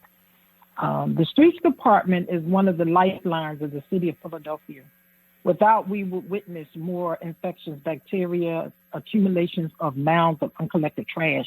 The operations of the Streets Department is being challenged with excessive amounts of trash collections due to new and renovation construction and inappropriate placement of all residential trash. Budgetary focus should be on the Streets Department to support the recovery of getting Philadelphia back to a city free and clean of what we are witnessing, which is trash in neighborhoods on every street corner and vacant lots, which makes its way from the lots to street corners. U-Haul trucks are circling neighborhoods, dropping construction and apartment trash on the corners. So our concern is that we don't lose sight that the Streets Department at this time needs a big budget to address how its use from violators is being abused. Colleges and developers with units with many residents have no trash plans. Their tenants have no relief but the streets and corners of neighborhoods to place their trash every day of the week. With this unchecked practice, neighborhoods deteriorate and owners of units get rich. There are some other programs or collection strategies that can be considered to assist with the trash problems, and we need to keep that in consideration in their FY2022 budget. We may have to employ some temporary measures that double the number of days of collection until we get all the trash collected. Additional dollars may need to go to the Streets Department. The availability of those dollars needs to be made available. I just also wanted to say about nonprofits and just this whole idea of the poverty in every human life is just, we're being represented as just poor or poverty stricken. So just before council continue to just dispense money to nonprofits, that there be some different conversation. And also council is going to be doing housing. And before you budget for affordable or low income housing, we look at the decimation of African American inheritance wealth. So we need to make sure we're not giving away Black wealth in the name of just building houses to other ethnic groups. So I appreciate and thank you for your time. Thank you for your testimony. Appreciate it. The next person to testify is Mary McGettigan. Good afternoon. I'll state your name for the record. Please proceed with your testimony. Good afternoon. My name is Mary McGettigan, and I represent the RCO West Philadelphians for Progressive Planning and Preservation. I'm here to ask City Council to provide additional funds this year to support the efforts of the Philadelphia Historical Commission, the city agency tasked with protecting Philadelphia's remarkable heritage of historic buildings, sites, and objects. whose preservation brings thousands of visitors to our city in a typical year, thereby adding millions of dollars to the city's treasury. But just as important as the economic benefits it provides, historic preservation can and must play a fundamental role in neighborhood preservation. It must go beyond the protection of so-called landmark buildings and recognize the importance of preserving historic resources in the neighborhoods outside of Center City, the places where most of us live, in row houses, twins, and small apartment buildings. Many of these neighborhoods, such as in West Philadelphia, where I was born and raised, have suffered from years of disinvestment and neglect until recently. Now, development interests have targeted these neighborhoods that stand largely unprotected by historic designation. The result is not just the loss of historic fabric, including buildings that provide affordable housing, but the threatened disappearance of communities and their histories. Communities like Black Bottom, a vibrant West Philadelphia African-American neighborhood sacrificed to development, which now survives only in the memories of its aging former residents. Our city cannot tolerate this kind of loss. An increase in funding would certainly help the Historical Commission fulfill its mission, but that increase must also entail a new and strong commitment to Philadelphia neighborhoods. You, City Council members, must encourage the Commission to acquire a new sense of urgency, supporting a citywide demolition review ordinance, a speedier designation process, an attitude that supports grassroots preservation efforts as much as development interests, a greater community representation on the Commission, and finally, an awareness that the value of our neighborhood's physical environments, whether humble or grand, lies in how they represent in a tangible way the extraordinary diversity of our social and cultural history. Thank you for permitting me to testify today, and good luck with your decision making. Thank you. Thank you for your testimony. We appreciate it. The next person to testify is Frank Servone. Good afternoon. State your name for the record, and please proceed with your testimony. Do I have you? Yeah, go ahead, please. Thank you. I'm Frank Servone. I'm the director of the Support Center for Child Advocates, Mr. President. Thank you, and council members, for your time tonight. The Support Center for Child Advocates is Philadelphia's lawyer pro bono program for abused and neglected kids. We represent kids in dependency proceedings and other types of child welfare cases. Today, we urge your support for the creation of the Youth Services Ombudsman Office in Philadelphia to give children and families a place to go and a process by which to access government when they believe they've been aggrieved. This Philadelphia program is designed to focus on youth living in and being served by residential care, also known as congregate care, in facilities under the supervision and support of Philadelphia Department of Human Services, the Department of Behavioral Health, and the Intellectual Disability Services. The ombudsperson was unanimously recommended by the Youth Residential Placement Task Force in 2019. We recognize and thank Council for supporting the task force and showing leadership on this issue. Very simply, if you believe that the child welfare system is self-correcting, that it is sufficiently safeguarded with regulations and the oversight of DHS and the state, that its good people are good enough, then perhaps there's no need for a youth ombudsperson. The experience of countless children and families tell a different story. When child serving systems act in a manner that is questionable or suspect or even abusive, citizens and consumers have little recourse outside the system that is aggrieving them. Individuals need a place to turn. The public at large needs assurance that this is a system they can trust. The Office of the Philadelphia Youth Ombudsperson will not erode confidence, rather it will build confidence that these are systems we can trust. As dozens of states and communities are demonstrating, it is now the state of the art of governing that communities care enough to listen. I'll conclude, even with substantial and impressive reductions in the use of congregate placements for both delinquent and dependent youth, Philadelphia still places more than 600 young people in congregate settings each year, and often for month-long stays. Any call for this function to lie elsewhere is really a statement that we're not responsible for our own kids, our own services, and our own problems. That is fundamentally irresponsible. We urge you to create the Youth Services Ombudsperson Office in Philadelphia. We have to take care of our own. Thank you. Thank you for your testimony. We appreciate it. The next name on the list is Lauren Talese. Good afternoon. State your name for the record. Please proceed with your testimony. Good evening. My name is Lauren Talese.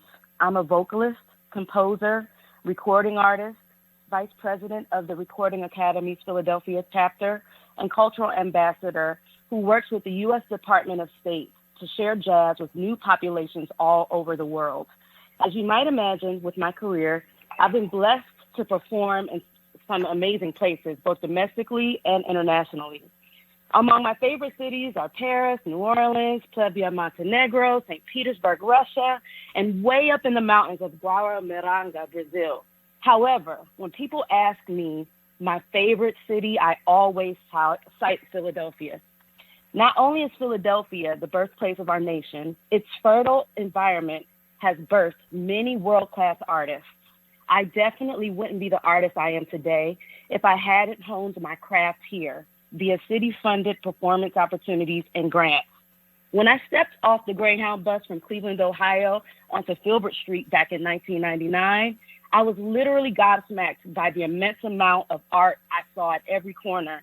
Huge murals commissioned by Mural Arts and live musical performances on display that I would later find out when I moved to Philadelphia in 2000 were funded by the city mostly. I would hate to see this go away due to lack of resources. To date, no other city possesses the glamour and grit, the richness that Philadelphia has. This is something we cannot lose. We must invest in the artists and arts organizations that make this city vibrant. We must continue to fund opportunities and platforms for our city's artists to grow and eventually impact the world while representing Philadelphia. We shouldn't have to look outside of our city for the opportunities and resources we need to thrive and grow. We must invest in the arts by restoring the budget to the Philadelphia Cultural Fund to retain our artists and continue to attract the audiences that will drive to or fly to Philadelphia to see our artists. Cities like Chicago have a budget of $60 million for the arts, New York $25 million, DC $15 million. It is unfathomable that Philadelphia's proposed budget of $2 million is expected to be stretched to support over 200 arts organizations, especially considering the $1.4 billion economic package. I implore you not only to restore the Philadelphia Cultural Fund, but to increase the budget to $20 million. Please don't let this ecosystem collapse. Thank you. The next person to testify is Robert Zaritsky. Hi, I think this is Robert Zaritsky. Oh, Robert, I'm sorry. I'm sorry. I think it's me. Robert Zaritsky. Do you want to hear from me? Absolutely. Okay. Thanks. So I'm calling on behalf of the Philadelphia Parking Association. We are, we have been really badly affected by this pandemic, as has much of the businesses in Center City. We're very, very, very concerned about people's return to the city. As you know, parking is not a destination; it's a service to support all the businesses in the city. And we're concerned mostly about the office workers and them coming back. But before the pandemic, the parking industry was really in dire straits because 50% of what we're charging is going to the city in the 11 forms of taxation that we pay, and fees and taxes. And no business can be sustained at that, and that is why there's so many parking spaces being eliminated from our Center City. Council members Sherelle Parker's bill to reduce the parking tax to below Manhattan tax is a great and needed relief that would put Philadelphia more in the middle of the pack in taxation rather than being at the top and at the top of the heap with taxation. This gives all the people that use the parking industry and all of the people, the employees that support the parking industry. We need to hire back the employees that we didn't have any work for, and pay them well and give them, the benefits that they deserve. And we believe that this is a needed tax reform for our city and for all the businesses in Center City. So thank you for my time to testify. Thank you. Thank you for your testimony. We appreciate it. Mr. President, there are no names remaining on the public testimony list.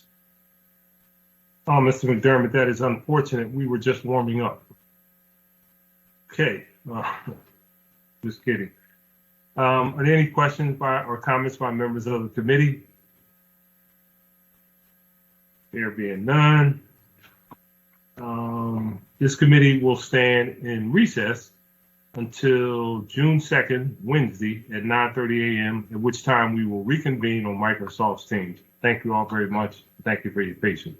We appreciate it. Thank you, Mr. President. Thank you, Council President. See you all in the morning. Thank you, Mr. President. Bye-bye.